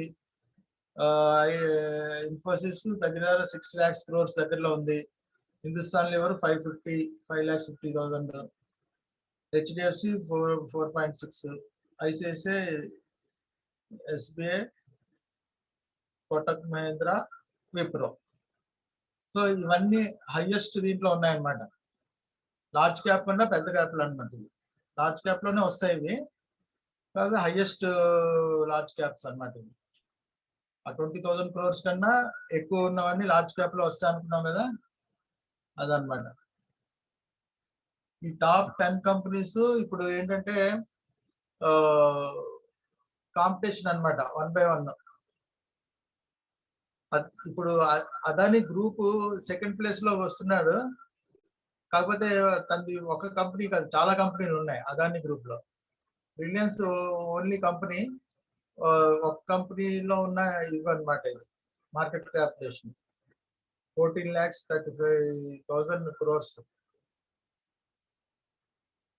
సో మన టాప్ 10 మార్కెట్ క్యాప్ కంపెనీస్ ఇవన్నమాట, Reliance, TCS, HDFC bank, Infosys, Hindustan, ICICI bank, SBI, Kotak Mahindra bank, Wipro. So ఇది తెలిసింది కదా, market క్యాపిటేషన్ multiply current market rate. ఇప్పుడు మార్కెట్ లో ట్రేడ్ అవుతున్న రేట్ అన్నమాట ఇది రిలయన్స్. దాని ఈక్విటీ ఇంత ఉంది, అంటే దాని పెట్టుబడి అన్నమాట. ఈక్విటీ అంటే టోటల్ పెట్టుబడి. ఆ పెట్టుబడిని దీంతో ఈ రెండు మల్టిప్లై చేయాలన్నమాట. ఒక ఈక్విటీ వాల్యూ ఇంత ఉంది, ఒక షేర్ వాల్యూ ఇంత అన్నమాట. సో ఇన్ని షేర్ వాల్యూ ఎంత అంటే ఇది వచ్చింది అనమాట మనకి. ఇది మార్కెట్ క్యాప్. ఎగ్జాంపుల్ అడిగారు కదా ఇందాక ఎవరు, మార్కెట్ క్యాప్ ఫార్ములా ఇది, company total shares into current share value. So company total shares అంటే టోటల్ ఈక్విటీ అన్నమాట. ఆ equity multiply current share value. So ఈ రెండింటిని మల్టిప్లై చేస్తే మనకి మార్కెట్ క్యాప్ వచ్చేస్తుంది. ఎంసీ ఇంటూ ఎన్ ఇంటూ పి, ఇది ఫార్ములా. అదే ఫార్ములా ఇక్కడ చేసాం అనమాట. ఈ మన ఇండియాలో ఉన్న టాప్ 10 కంపెనీస్, అలాగే మొత్తం అన్ని కంపెనీస్ చూసుకుంటే 3 ట్రిలియన్ వచ్చింది. $3 ట్రిలియన్ అన్నమాట. అదే డాలర్స్ ని రూపీస్ లో కన్వర్ట్ చేసుకుంటే మనకి 225 crores వస్తుంది.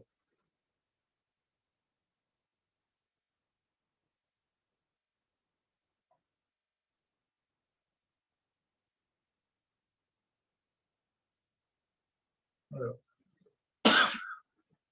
225 lakhs crores వచ్చింది. ఈ మార్కెట్ క్యాపిటలేషన్ లోని మన మొత్తం ఇండియాలో ఉన్న మార్కెట్ క్యాపిటలేషన్ అన్ని కంపెనీలు కలిపి ఇంత అన్నమాట దీని వాల్యూ. అలాంటిది ఈ అంటే 225 lakhs crores అంటే 3 trillions అన్నమాట. అక్కడ యుఎస్ కంపెనీస్ కి ఒక చిన్న యాపిల్ కంపెనీకి 3 ట్రిలియన్, యాపిల్, అమెజాన్ అన్ని ఆల్మోస్ట్ 3 ట్రిలియన్ దగ్గరలో ఉన్నాయి. $3 ట్రిలియన్ కి. మనంతా మొత్తం ఇండియాలో ఉన్న అన్ని కంపెనీలు కలిపితే అంత. సో అంత వాల్యుబుల్ ఇది ఉంది, అంటే అంత పొటెన్షియాలిటీ ఉంది మనకి. ఒక కంపెనీ 3 ట్రిలియన్స్ రావడానికి మన రిలయన్స్ లాంటివి, లేదంటే హెచ్డిఎఫ్సి లాంటివి, ఏదో టీసీఎస్ లాంటివి రావడానికి ఛాన్సెస్ ఉన్నాయి ఫ్యూచర్ లో. అలాగా రావడానికి ఛాన్స్ ఉన్నాయి కాబట్టి మన పొటెన్షియాలిటీ ఉందన్నమాట ఇండియన్ మార్కెట్ లో. అది మనకి ఎక్కువ ఇదవుతుంది.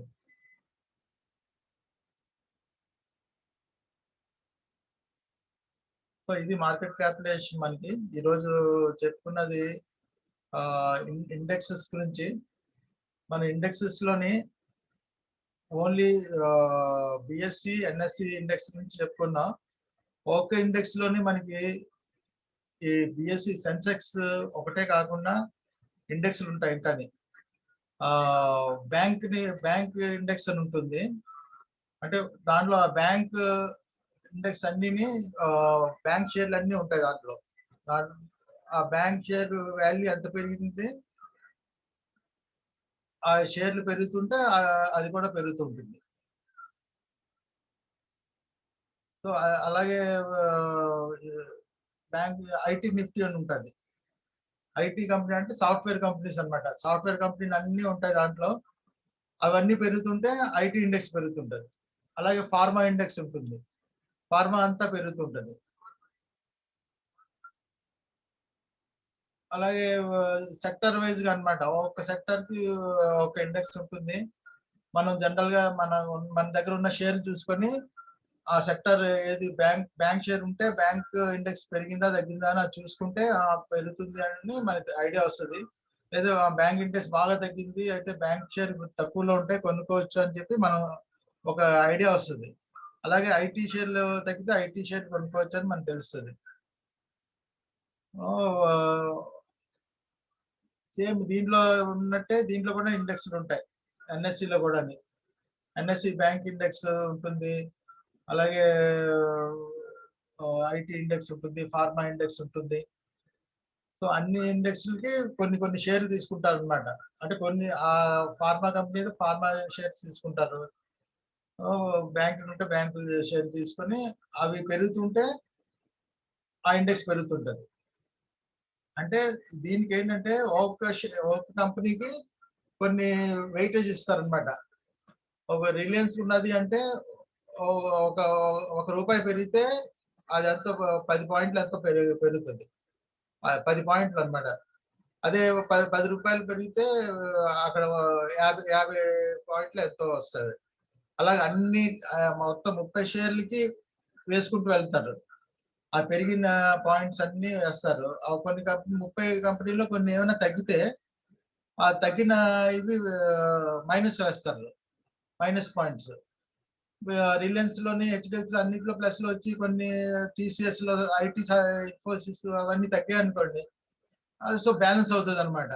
బ్యాలెన్స్ అయ్యి ఆ ఇండెక్స్ పెరగడం తగ్గకుండా అలా ఉంటుంది. దగ్గర ఒక 20 పాయింట్స్ 30 పాయింట్స్ వేరియేషన్ లో ఉంటుంది. లేదు అన్ని షేర్లు పెరిగాయంటే ఆటోమేటిక్ గా ఒక 300-400 పాయింట్స్ పెరిగిపోద్ది. సో అలాగనమాట మార్కెట్ లో ట్రెండింగ్.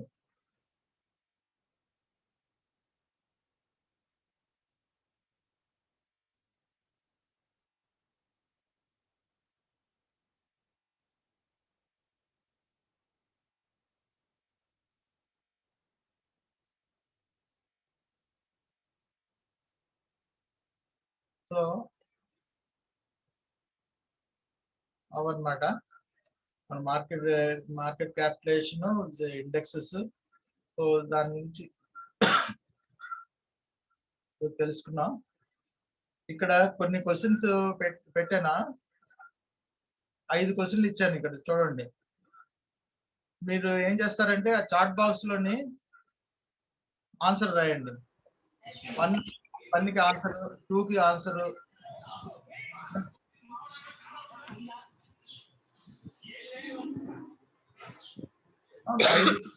కానీ ఈ 6వదేమో క్వశ్చన్ అంట, ఈ రోజు మార్కెట్ పెరిగింది, ఎందువలన పెరిగింది అన్నది నాకు రేపు ఫస్ట్ అవర్ లోని ఒక 5 మినిట్స్ అడుగుతాను.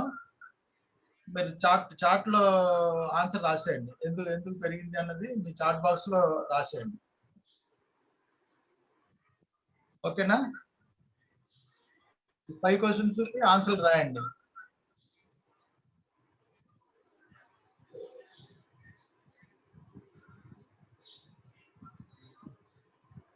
ఆన్సర్ రాసిన తర్వాత క్వశ్చన్లు అడగండి.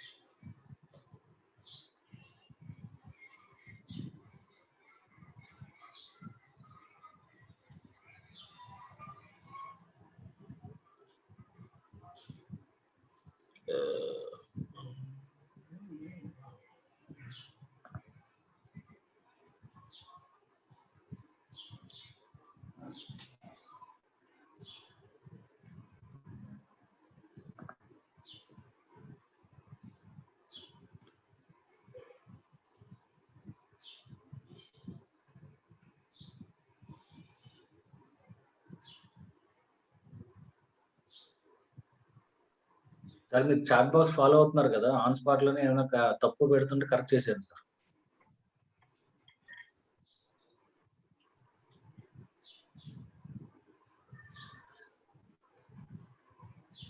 అది ఆన్సర్స్ దేనికి ఆన్సర్ రాస్తున్నారు ఐడియా ఉందా చాలా మంది?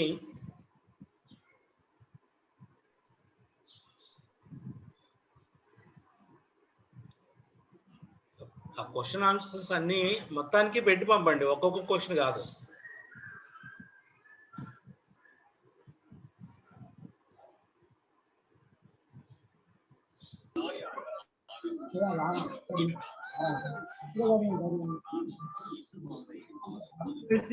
మొత్తం 5కి 1 2 3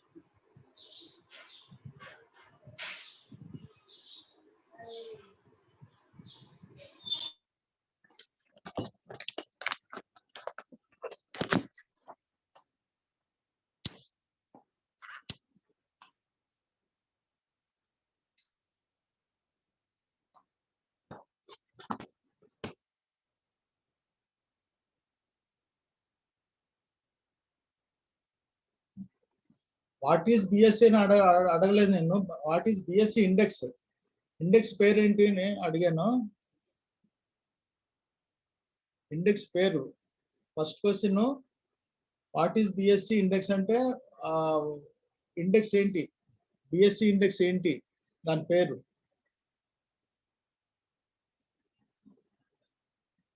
వెరీ గుడ్. మిగతా కూడా ఆన్సర్లు రాయండి, అన్ని మొత్తం 5టికి ఆన్సర్లు రాయండి. ఈయన రాశారు చూడండి, భువనేష్ రెడ్డి, ఈయన బాగా కరెక్ట్ రాశారు.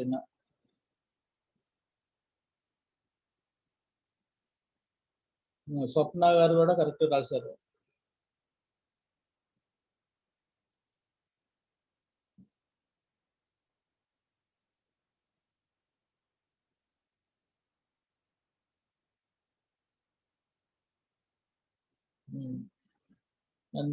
నందీష్ కూడా కరెక్ట్ రాశారు.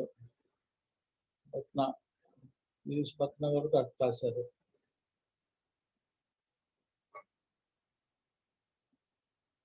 సాయి గణేష్ కూడా బాగా కరెక్ట్ రాశారు. ఢిల్లీ కూడా కరెక్ట్ రాశారు. సయ్యద్ అమీర్ తప్పు. బాంబే స్టాక్ 30 షేర్స్ కాదు, బాంబే స్టాక్ ఎక్స్చేంజ్ సెన్సెక్స్ అని రాయాలి. నేను ఇండెక్స్ ఏంటి అని అడిగాను. సయ్యద్ అమీర్, అది మార్చుకోండి మీరు.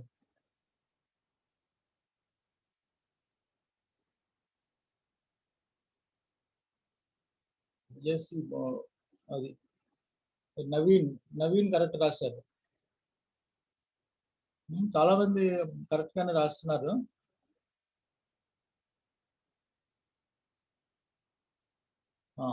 తేజస్వరి కూడా కరెక్ట్ రాశారు. తేజస్వి 30 షేర్స్ కాదు, షేర్స్ అడగలేదు నేను, ఇండెక్స్ ఏంటి అని అడిగాను.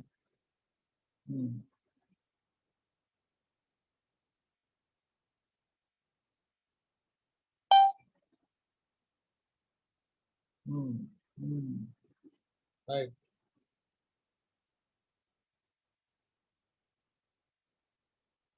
సో ఇంకోటి ఏంటంటే దీంట్లో చివరి క్వశ్చన్ అడిగాను కదా, రేపు ఆన్సర్ చెప్పండి అని చెప్పి, మీరు ఆ ఆన్సర్ ఎలా చెప్తారంటే న్యూస్ పేపర్లో వస్తుంది ఎందువల్ల పెరిగింది అన్నది. ఏ న్యూస్ పేపర్ అయినా చూస్తే దాంట్లో మనకి ఒక పేజ్ ఏమో సెపరేట్ గా బిజినెస్ పేజ్ ఉంటుంది. ఆ బిజినెస్ పేజ్ తీసి ఈరోజు ఇండెక్స్ ఫలానా దీని వల్ల పెరిగింది, ఎఫ్ఐఎస్ కొనడం వల్ల పెరిగింది, లేదంటే ఎవరో మోడీ ఏదో చెప్పారని పెరిగింది, లేదా ఆర్బీఐ పాలసీ వల్ల పెరిగింది, ఏదో ఒకటి ఉంటుంది రీజన్. ఆ రీజన్ నాకు చెప్పాలి, ఒక పాయింట్ లో చెప్పాలి, పెద్ద రీజన్ అవసరం లేదు, జస్ట్ దీని వల్ల అని చెప్పి నాకు ఫస్ట్ 5 minutes లో ఆన్సర్ ఇస్తే సరిపోతుంది. న్యూస్ చూస్తే తెలిసిపోద్ది.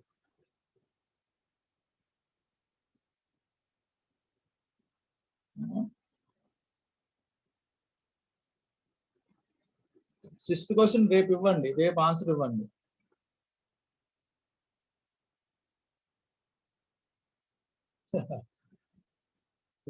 అది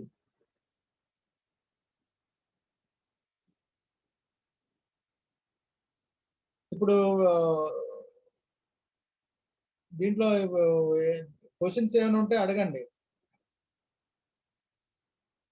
ఇది అయిపోయింది, క్వశ్చన్ అండ్ ఆన్సర్స్ అయిపోయింది. ఇంకా నెక్స్ట్ క్వశ్చన్స్ డౌట్స్ ఉంటే అడగండి, మార్కెట్ క్యాల్కులేషన్ మీద అలాగే ఇండెక్స్ మీద.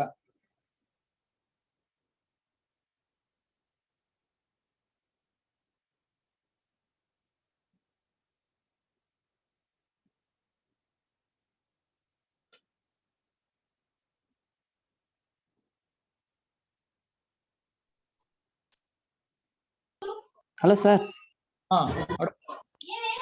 సార్ ఇప్పుడు మార్కెట్ క్యాపిటలైజేషన్ అనేది మన ఇండియాకే ఆ వాల్యూ ఉంటుంది సార్, అదర్ కంట్రీస్ కూడా వాల్యూ మారుతుందా సార్ క్యాపిటలైజేషన్ అనేది, మార్కెట్ క్యాపిటలైజేషన్? అన్ని కంట్రీస్ లోనే అన్ని కంపెనీస్ కి మార్కెట్ క్యాపిటలైజేషన్ సేమ్, ఇదే ఫార్ములా. Okay sir. సార్ మళ్ళీ ఇప్పుడు ప్రెసెంట్ మన ట్రెండింగ్ లో ఉండేది ఏంటి సార్? అది ఏంటి ట్రెండింగ్ అంటే మనకి ట్రెండింగ్ లో ఉండే కంపెనీ షేర్స్ ఏంటి సార్? అప్పుడు చెప్పారు కదా సార్ సాఫ్ట్వేర్ వరకు అయితే ట్రెండింగ్ లో ఉందని, ఇప్పుడు ప్రెసెంట్ ట్రెండింగ్ లో ఉండే షేర్ కంపెనీ ఏంటి సార్? అంటే స్టాక్ మార్కెట్ లో అంటే ప్రాఫిట్స్ వచ్చేది ఒక ఇయర్ ఒకటి ఉంటది అని చెప్పాను కదా, దాంట్లో ఈ ట్రెండింగ్ ఇప్పుడు ఫార్మా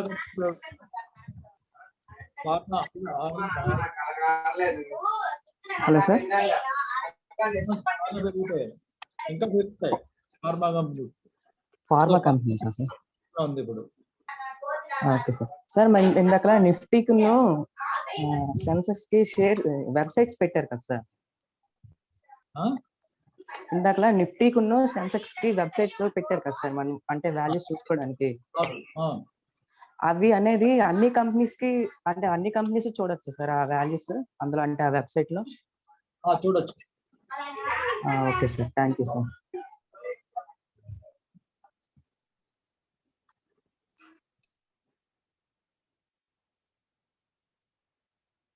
అడగండి.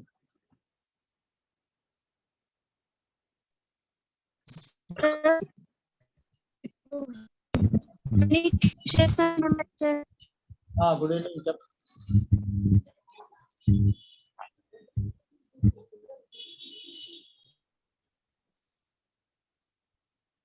Hello sir.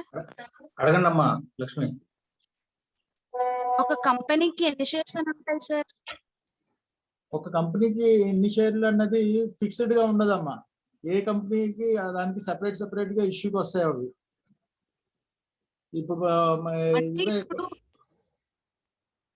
ఇప్పుడు చూడండి, టీసీఎస్ అంటే పెద్ద కంపెనీస్ కి ఉన్నాయి కదా సార్, అందరూ జనరల్ గా అవి కొనుక్కోవాలని ఇంట్రెస్ట్ చూపిస్తారు కదా సార్.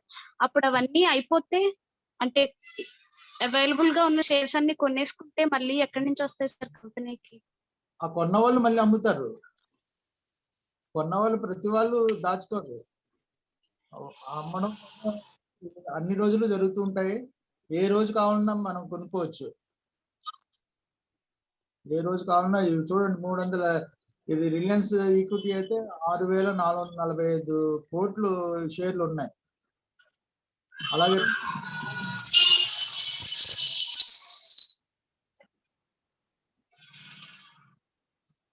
అన్ని ట్రేడ్ అవుతుంటాయి.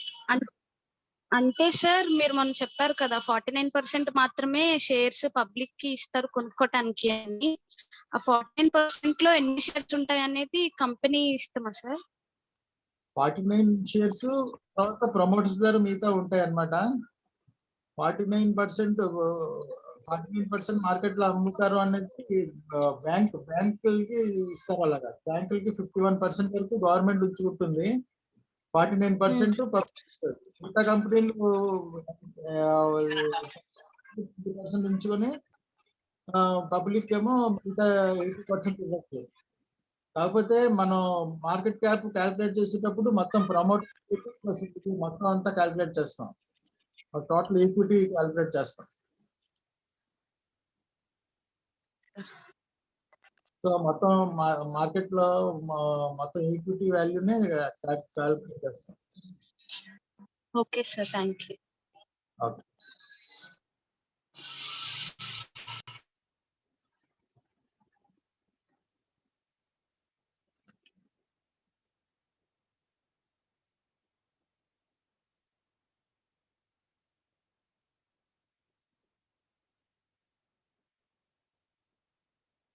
అడగండి సార్. ఇప్పుడు బిఎస్సి సెన్సెక్స్ లో అవును, అన్ని కంపెనీల షేర్లు అన్ని కలిపి పాయింట్స్ లో రిప్రజెంట్ చేస్తున్నారు కదా సార్? అన్ని షేర్లు కలిపి కాదు, 30 షేర్లు కలిపి పాయింట్స్ ఉంటాయి. ఓకే, 30 కంపెనీల షేర్లు కలిపి రిప్రజెంట్ చేస్తున్నారు కదా. అలా చేస్తే ఇన్వెస్టర్లకు అందరికీ ఏ కంపెనీ షేర్ పెరిగింది, ఏ కంపెనీ షేర్ తగ్గిందని ఎలా తెలుస్తుంది? ఇప్పుడు ఓన్లీ ఇండెక్స్ క్రియేట్ చేసడానికి అది యూజ్ చేశారు. ఇప్పుడు ఆ 30 షేర్లు కూడా మన దాని వాల్యూ పెరిగిందా తగ్గిందా అంటే మనం డైరెక్ట్ చూసుకోవాల్సిందే. అన్ని కంపెనీల షేర్లు కలిపి కదా అది ఉండేది. ఏ కంపెనీ షేర్ పెరిగింది, ఏ కంపెనీ షేర్ తగ్గిందని మనకెలా తెలుస్తుంది? అదే ఇప్పుడు 30 షేర్లు కూడా 30 కంపెనీ షేర్లు కూడా ఏ కంపెనీ షేర్ పెరిగిందా మనం చూడాలంటే మనం నెట్ లోనో లేదా టీవీలోనో లేదా పేపర్లోనో ఎక్కడో చూడాలి. 30 షేర్లు చూడాలంటే సో ఏ కంపెనీ చూడాలన్నా మనం చూడవలసిందే. ఆన్లైన్ లోనో నెట్ లోనో ఎక్కడో చూడవలసిందే. జస్ట్ అది ఒక రిఫరెన్స్ మాత్రమే. రిఫరెన్స్ మొత్తం చిన్న చిన్న కంపెనీలు పెద్ద కంపెనీలు తీసుకున్నారు. తీసుకొని అవి పెరిగితే ఆ సెక్టర్ వైజ్ కూడా పెట్టారు. దాంట్లో బ్యాంక్ సెక్టర్ పెట్టారు, ఐటీ సెక్టర్ పెట్టారు, ఫార్మా కూడా ఉంటాయి. అన్ని కలిపి ఆ 30 షేర్లో ఉంటాయి. ఓకే. సో అవి ఏమో అవి రిప్రజెంట్ చేస్తారు అన్నమాట. జస్ట్ ఇండెక్స్ కోసం అవి. వీటిని చూడాలంటే కంపల్సరీగా మనం నెట్ లో చూసుకోవాల్సిందే, ఆన్లైన్ లో చూడాలి.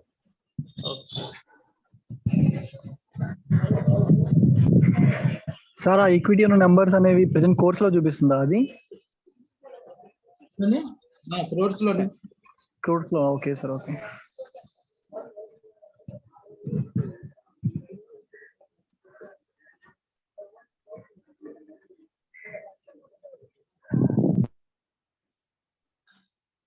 హలో హలో సార్,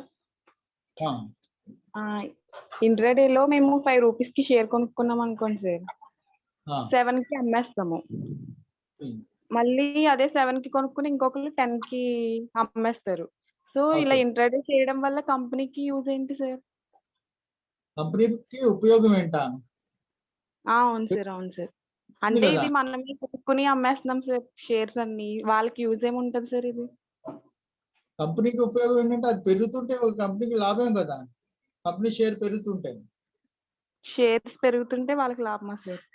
అంతే కదా. Okay, okay. వాళ్ళ దగ్గర కూడా ఉంటాయి షేర్లు, ప్రమోటర్స్ దగ్గర, కంపెనీ దగ్గర కూడా కొన్ని షేర్లు ఉంటాయి. సో పెరుగుతూ ఉంటది కదా. వాళ్ళు ఏంటంటే కంపెనీలో లిస్టింగ్ ఫీజు 1,00,000 2 లక్షలు పే చేసి ఎన్ఎస్సిలోని వాళ్ళు లిస్ట్ చేయించుకుంటారు. ఎవ్రీ ఇయర్ 1,00,000 2 లక్షల రూపాయలు పే చేస్తుంటారు ఆ కంపెనీ వాళ్ళు. సో కంపెనీ వాల్యూ తెలుస్తుంటది, కంపెనీ వాల్యూ అందరికీ తెలుస్తుంది. అది తెలియాలంటే కంపెనీ అది దాంట్లో లిస్టింగ్ అయి ఉండాలన్నమాట. కాబట్టి ఆ ఖర్చు అయినా సరే వాళ్ళు పెట్టుకుంటారు. అంటే వాళ్ళకి గ్రాఫ్ పెరుగుతుంటే అదే ఇంపార్టెంట్, అదే నీడ్ అండి, అంతేనా సార్? అంతే. వాళ్ళకి లాభం ఉంటే వాళ్ళు కావాలంటే అమ్ముకోవాలన్నా సరే ఆ షేర్ వాల్యూని బట్టి అమ్మాలి. వాళ్ళు అమ్మాలన్నా సరే, కంపెనీ వాళ్ళైనా సరే అమ్మాలంటే స్టాక్ మార్కెట్ లోనే అమ్మాలి. అదే సార్. స్టాక్ మార్కెట్ లో ఏ రేట్ ఉన్నదో ఆ రేట్ బేస్ చేసుకుని ఈవెన్ బయట ప్రైవేట్ ప్లేస్మెంట్ చేయాలన్నా సరే స్టాక్ మార్కెట్ రేట్ తోనే క్యాల్కులేట్ చేస్తారు. Okay sir, thank you sir. అంటే మీరే చెప్తున్నారు కదా 5 రూపీస్ కొని 7 రూపీస్ అమ్మేస్తున్నాం, 7 నుంచి 10 అమ్ముతున్నాం అని.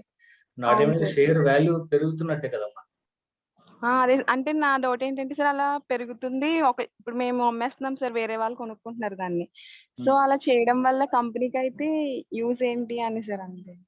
కంపెనీ దగ్గర 100 షేర్లు వాళ్ళు అట్టే పెట్టుకుంటారు, బయటకు ఒక 50 షేర్లు ఇస్తారు. 50 షేర్లు తిరుగుతూ అవి రేట్ పెంచుతున్నాయి కదా కంపెనీకి. నా దగ్గర ఉన్న 100 ఆటలు కూడా, కంపెనీ దగ్గర ఉన్న 100 ఆటలు కూడా 10 రూపాయలు అవుతుంటది. 5 రూపాయల దగ్గర ఉన్న వాల్యూ కూడా 10 అవుతుంది. Okay sir, okay, thank you sir. Mangaraj గారు,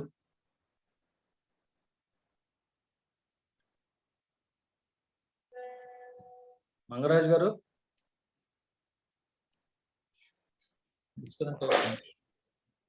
శ్రీనివాసరావు గారు సార్ అడగండి. సార్ కరిమల సార్, చెప్పండి సార్. ఇండియన్ ట్రేడ్ మార్కెట్ లో ఫారెన్ కంపెనీస్ ట్రేడ్ అవ్వవా సార్? ఓన్లీ ఇండియన్ కంపెనీస్ అంతే కదా. అంతేనా? అంటే ఇప్పుడు చెప్పిన టాప్ 10 మార్కెట్ క్యాప్ లో అన్ని ఇండియన్ కంపెనీస్ ఉన్నాయి కదా, ఫారెన్ అవ్వవా లేకపోతే? అవ్వదు. Okay, okay sir, thank you sir.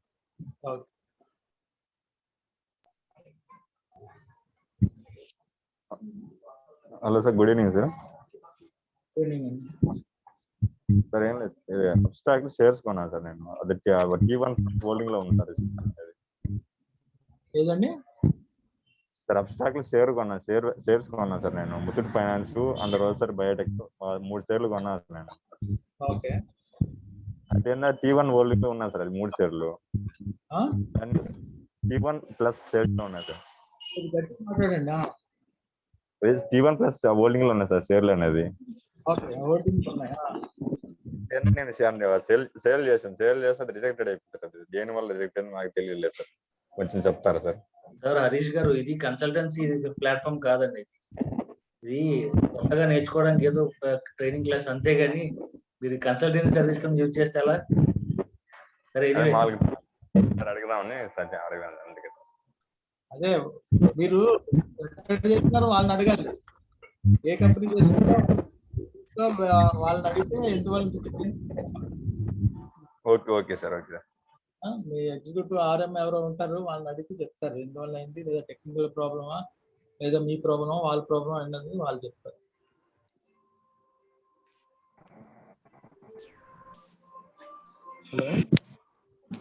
Hello hello చెప్పండి సార్. ఇప్పుడు 100% షేర్స్ లో 51% ఎవరైనా తీసుకుంటే ఆ కంపెనీ వాళ్ళకి వెళ్ళిపోతుంది సార్? మళ్ళీ ఒకసారి చెప్పండి. షేర్స్ అనేవి 100% తీసుకొని 51% షేర్స్ ఎవరైనా తీసుకుంటే ఆ కంపెనీ పవర్ ఆఫ్ అంటే వాళ్ళకి వెళ్ళిపోద్దా?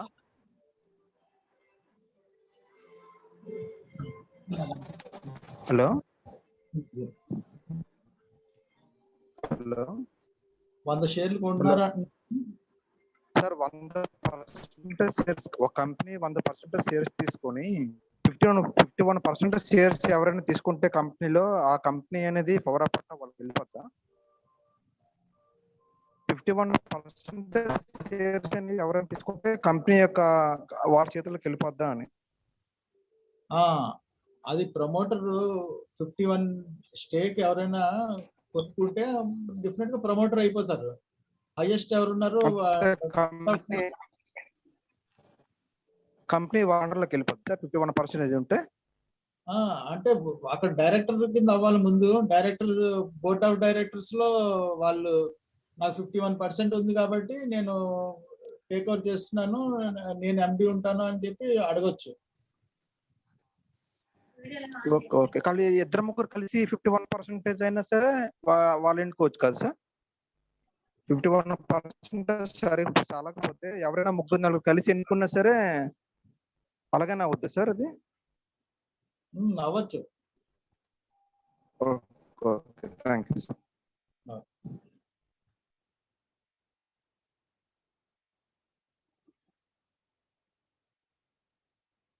Sir no hands raise sir. ఏదండి? హ్యాండ్స్ ఏం రేజ్ చేసి లేదండి. అయిపోయిందండి.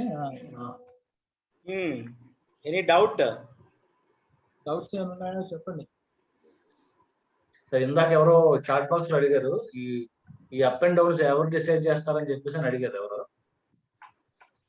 రేట్లు అన్ని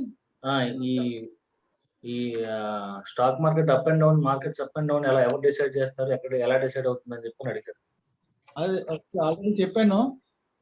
అప్ అండ్ డౌన్ ఎలా డిసైడ్ అవుతుంది అంటే డిమాండ్ అండ్ సప్లై అంతే. ఆ పర్టికులర్ ఏదైనా న్యూస్ ఉంటే పెరిగిపోతుంది, పాజిటివ్ న్యూస్ ఉంటే పెరుగుతుంది, కొనడానికి ఎక్కువ మంది వచ్చేస్తారు, ఆ రేటు పెంచుకుంటూ వెళ్ళిపోతారు. అలాగే నెగిటివ్ న్యూస్ వచ్చింది అంటే అమ్మడానికి వచ్చేస్తారు, ఏ రేటుకైనా అమ్మడానికి వచ్చేస్తారు. సో అంతే, అది మొత్తం అందరూ కలిసి డిసైడ్ చేస్తారు అది మార్కెట్ లో వచ్చి. మంగరాజ్ గారు,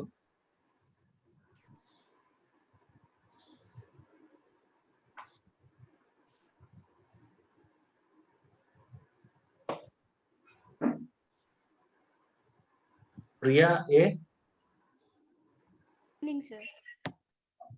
అడగనమ్మా. సార్, మనం ఇక్కడ ఇండియాలో ఉండి అమెరికన్ స్టాక్ ఎక్స్చేంజ్ లో ఉన్న కంపెనీస్ యొక్క షేర్స్ కొనడానికి ఉంటుందా సార్? దానికి లేదండి, అక్కడ అంటే అకౌంట్లు ఓపెన్ చేయాలి. ట్రేడింగ్ ఎన్ఆర్ఐస్ కి ఛాన్స్ ఉంటుంది. అది మనకి అయితే గవర్నమెంట్ పర్మిషన్ తీసుకుని మనం కూడా ఓపెన్ చేయొచ్చు. కొన్ని ఉన్నాయి, కొన్ని కంపెనీలు ఉన్నాయి, వాళ్ళు ఆ ఫెసిలిటీ ఇస్తున్నారు. డాలర్స్ ఒకటి ఉండాలి మన దగ్గర, అవన్నిటికీ ఆర్బీఐ పర్మిషన్ తీసుకోవాలి. సో ఆ విధంగా చేయాలి.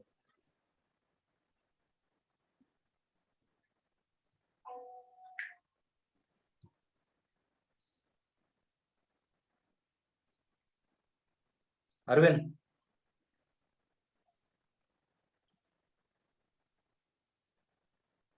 అరవింద్ ఇంకా చెప్పండి.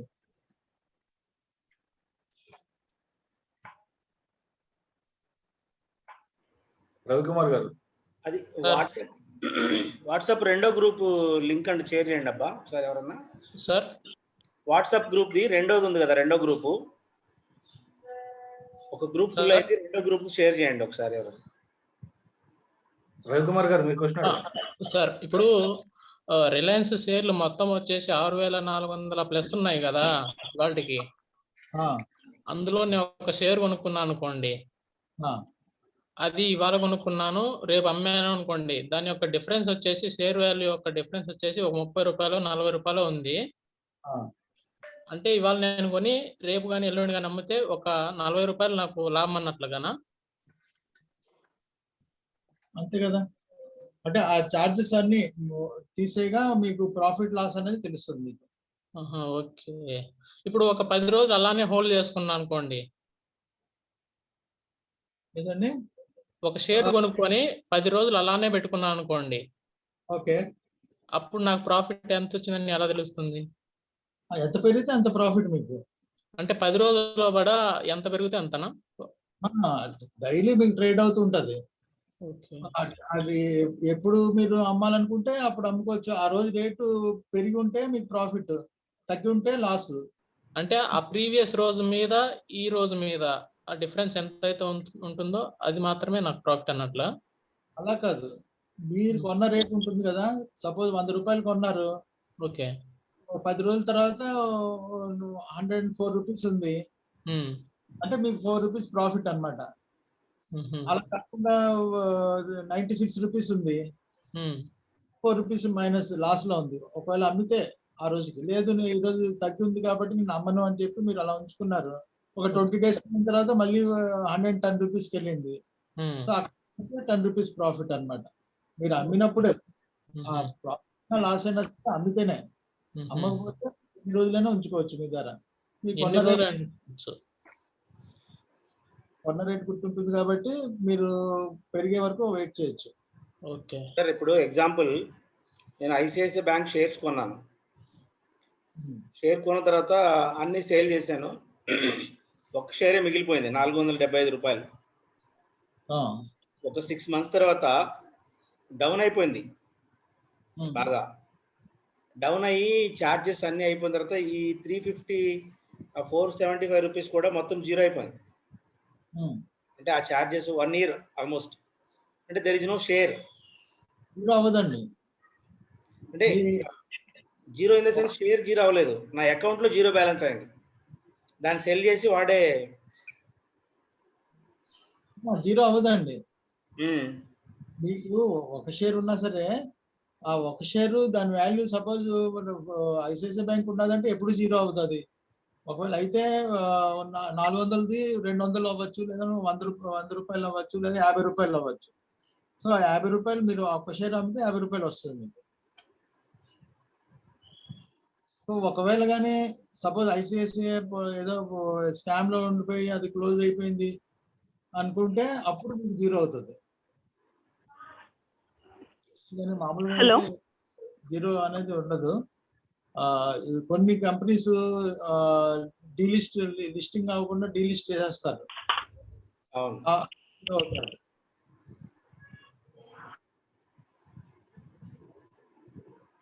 yes tell me చెప్పమ్మా.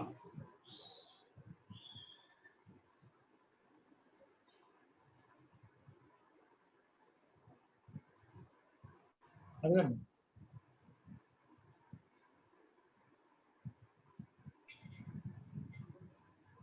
మా సుకన్య గారు.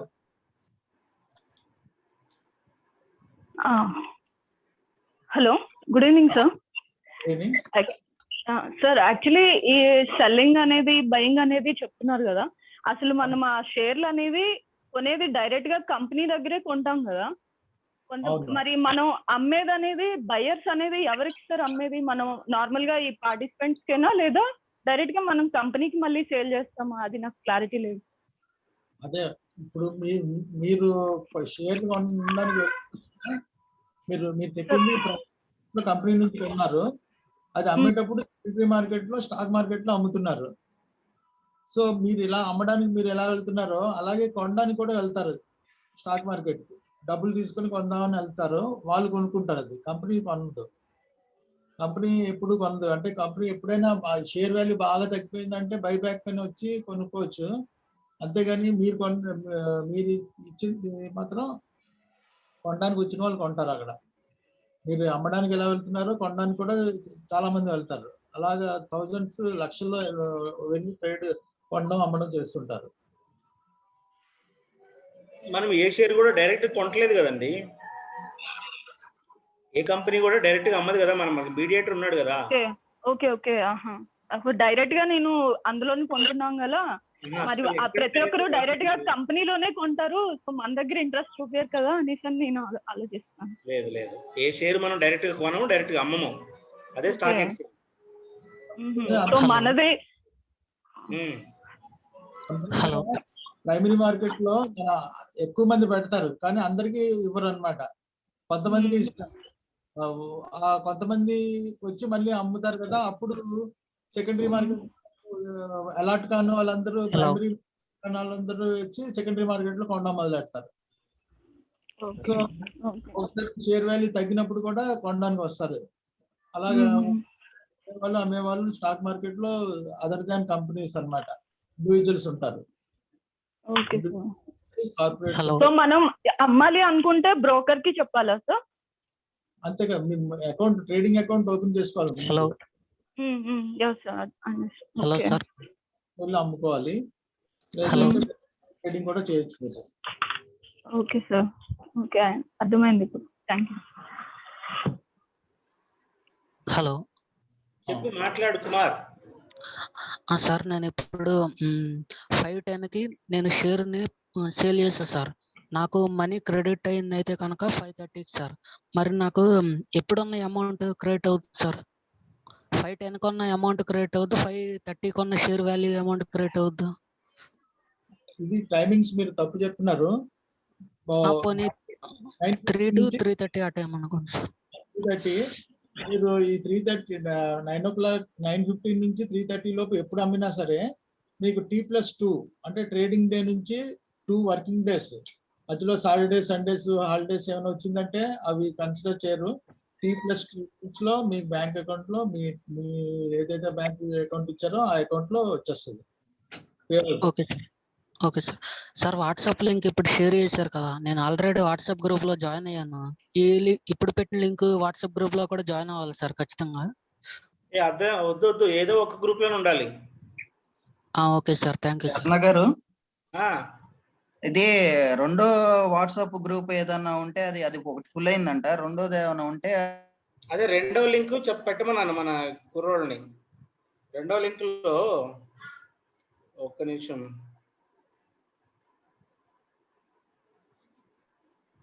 రెండవ లింక్ లో కొంతమంది ఉన్నారు పిల్లలు, అది వాళ్ళు షేర్ చేసి సరిపోతుంది. నాకేమో ఈ WhatsApp connect అయ్యలేదు laptop.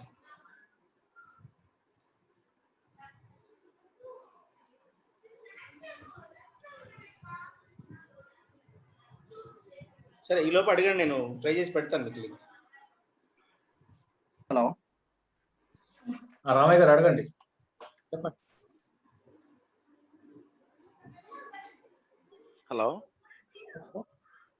Hello, very good evening sir. ఎంతమంది? 247 240 ఒక్కొక్క గ్రూప్ లో? చెప్పండి. హలో, అడగండి sir. Very good evening sir. నా ఒక కంపెనీ షేరు బిఎస్సి ఎన్ఎస్సి ఒకే రకంగా ట్రేడ్ అవుతుందండి?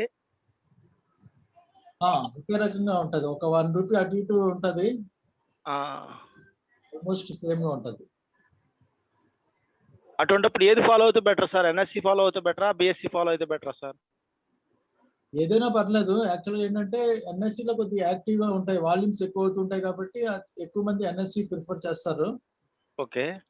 బిఎస్సి అయినా పర్లేదు, బిఎస్సి అయినా సేమే, ఎన్ఎస్సి అయినా సేమే, కాకపోతే వాల్యూమ్స్ కొద్దిగా తక్కువ అవుతాయని చెప్పి ఎన్ఎస్సి ప్రిఫర్ చేస్తారు అనమాట. ఎన్ఎస్సి లో ఎక్కువ వాల్యూమ్స్ అవుతుంటాయి. Okay okay. వేరియేషన్ కూడా తక్కువ వేరియేషన్ కొనడం అమ్మడం చేయొచ్చు. Okay, thank you sir. Thank you very much sir.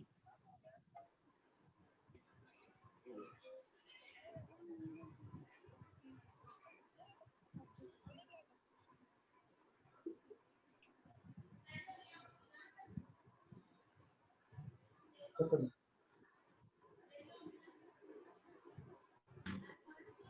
కందుల సుధీర్ గారు చెప్పండి, అడగండి. హలో హలో సార్, ఇది షేర్ వాల్యూ ఇందాక అబ్బాయి అని అడిగారు కదా సార్. ఒకవేళ ఈ అంటే క్రెడిట్ అయ్యి T+2 లో క్రెడిట్ అవుతుంది కదా, అంటే మనం బై చేసినప్పుడు వాల్యూ వస్తుందా, లేకపోతే T+2 లో క్రెడిట్ అవుతుంది కదా, ఆ రోజు క్రెడిట్ అయిన రోజు ఉన్న వాల్యూ మనకి క్రెడిట్ అవుతుందా? మీరు అమ్మిన ఏ రేటుకి అయితే అమ్ముతారో ఆ అమౌంటే వస్తుంది. ఆ అమౌంటే వచ్చేస్తుందా? అదొకటి. నెక్స్ట్ ఏమో ఇప్పుడు మనకి ఇన్కమ్ ఫైల్ చేయాలంటున్నారు కదా, అది షేర్ వాల్యూ ఎంత దాటాక చేయాలి, లేకపోతే షేర్ వాల్యూలో ఒకవేళ మనకి ప్రాఫిట్ రాలేదు, లాస్ లో అమ్ముతున్నాం, అప్పుడు కూడా ఇన్కమ్ ఫైల్ చేయాలా? ఇన్కమ్ ట్యాక్స్ స్టార్టింగ్ క్లాస్ లో చెప్పారు కదా సార్.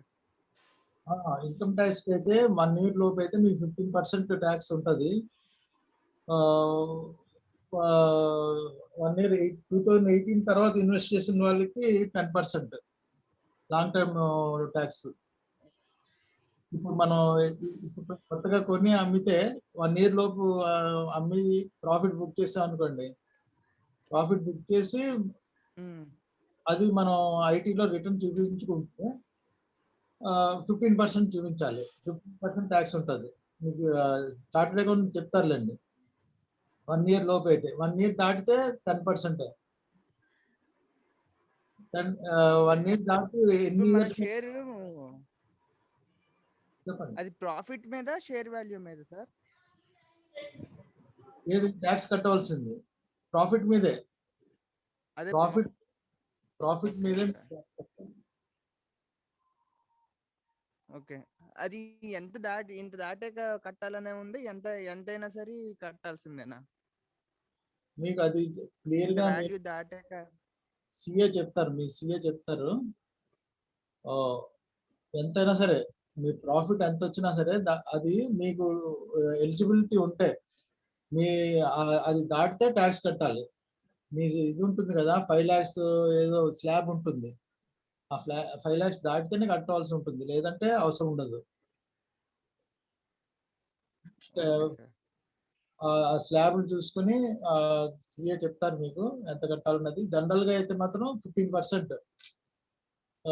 1 year లోపు అయితే 15% ట్యాక్స్ ఉంటుంది. 1 year దాటితే 10%. 2018 ఇంప్లిమెంట్ చేశారు లాంగ్ టర్మ్ ట్యాక్స్ అని. Okay sir.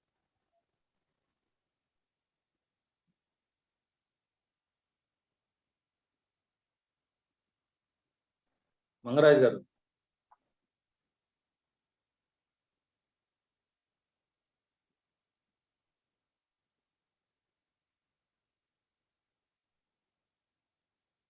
రమేష్ గారు. హలో హలో సార్, చెప్పండి. నేను ఇప్పుడు కొన్న షేర్ ని ఎన్ఎస్సి నుంచి కొన్నట్టు తెలుసు, ఎన్ఎస్సి నుంచి బిఎస్సి నుంచి, ఈ రెండిట్లో దేని నుంచి కొన్నట్టు తెలుసు సార్ నాకు? మీరు మీకు ఆర్డర్ పెట్టేటప్పుడే మీరు ఎన్ఎస్సి లో పెట్టాలో బిఎస్సి లో పెట్టాలో అని అడుగుతుంది మీ సాఫ్ట్వేర్. లేదంటే ఎన్ఎస్సి లో కొనాలా బిఎస్సి లో కొనాలా అని అప్పుడే మీరు ఆర్డర్ పెట్టేటప్పుడే మీకు డిసైడ్ చేసుకోవచ్చు. Okay sir, thank you. Hello sir. Sir, ఇప్పుడు మనం షేర్స్ అనేది ఎవరి దగ్గర కొంటాం సార్? అంటే suppose for example before 2 years back investment చేసిన ఇన్వెస్టర్స్ దగ్గర నుంచి కొంటామా సార్? ప్రెసెంట్ వాళ్ళు ఒకవేళ అమ్మేస్తే కనుక వాళ్ళ దగ్గర కొంటామా, లేకపోతే కంపెనీ దగ్గర కొంటామా సార్ షేర్స్? మనం బ్రాంచ్ కి వెళ్ళి అకౌంట్ ఓపెన్ చేసుకుంటాం కదా, ఏ కంపెనీలో మనం అకౌంట్ ఓపెన్ చేసామో, సపోజ్ మోతీలాల్ ఓస్వాల్లో ఓపెన్ చేసాము, లేకపోతే ఇండియన్ బ్రోకింగ్ లో ఎక్కడో ట్రేడింగ్ అకౌంట్ ఓపెన్ చేసాం. ఎక్కడైతే ఓపెన్ చేసామో అక్కడ సిస్టమ్ ఉంటుంది, ఆ ట్రేడింగ్ సిస్టమ్ ఉంటుంది. దాంట్లో మన కోడ్ నెంబర్ కొట్టి వాళ్ళు బై చేస్తారు. మొత్తం ఇండియాలో ఎవరు అమ్ముతున్నారో మనకు తెలియదు. మన పక్క బ్రాంచ్ వాళ్ళు అమ్మచ్చు, లేదంటే వేరే ఢిల్లీలో ఉన్న వాళ్ళు అమ్మచ్చు. లక్షల మంది ట్రేడ్ చేసుకుంటారు. మనం కొంటాం.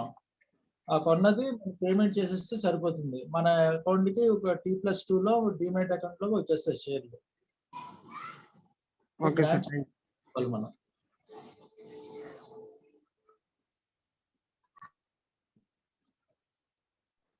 Pratap fast.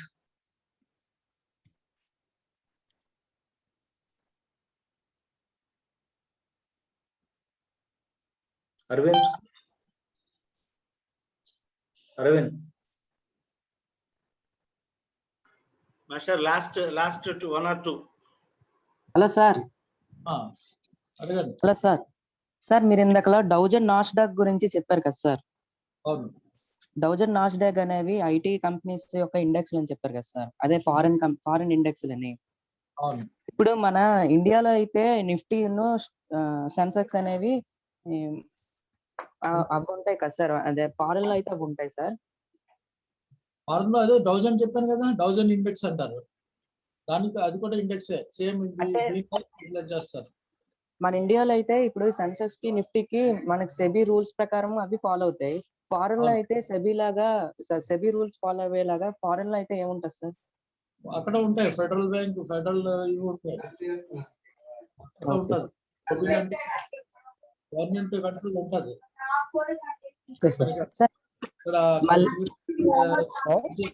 Rules regulations. Okay sir. Sir మళ్ళీ డౌజన్ నాస్డాక్ అనే ఇండెక్స్ అనేవి పెరిగితే మనకి ఇక్కడ నిఫ్టీ సెన్సెక్స్ ఇండెక్స్ కూడా పెరుగుతాయి అన్నాయి కదా సార్. సార్ ఎందుకు సార్ అలా అవుద్ది అంటే మనకి ఇక్కడ సెబీ రూల్స్ వేరు, అక్కడ ఫెడరల్ రూల్స్ వేరు కదా సార్. అలా ఎందుకు సార్ అవుతుంది?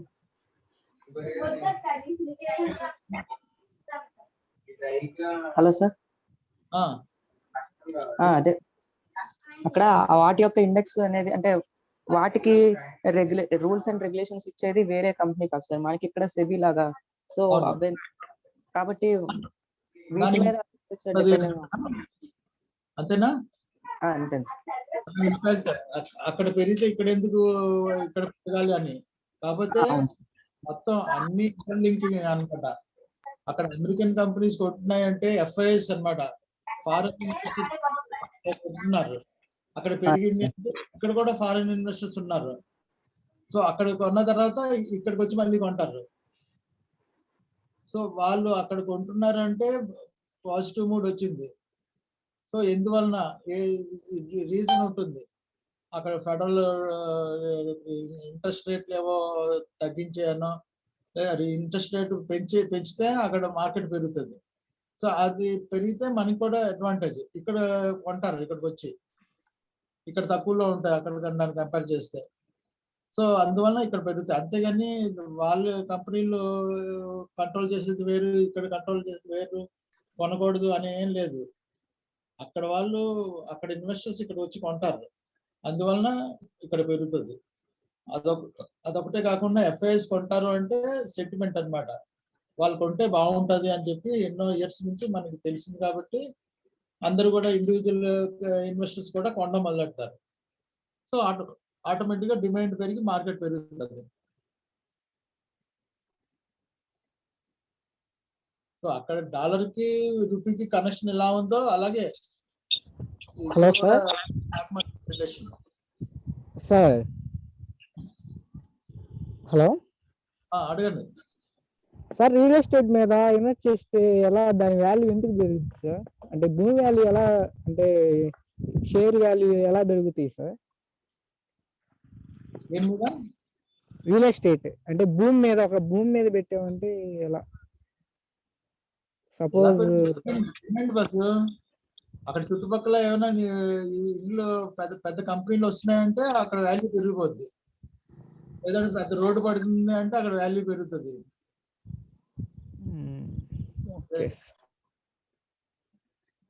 న్యూస్ బట్టి పెరుగుతాయి.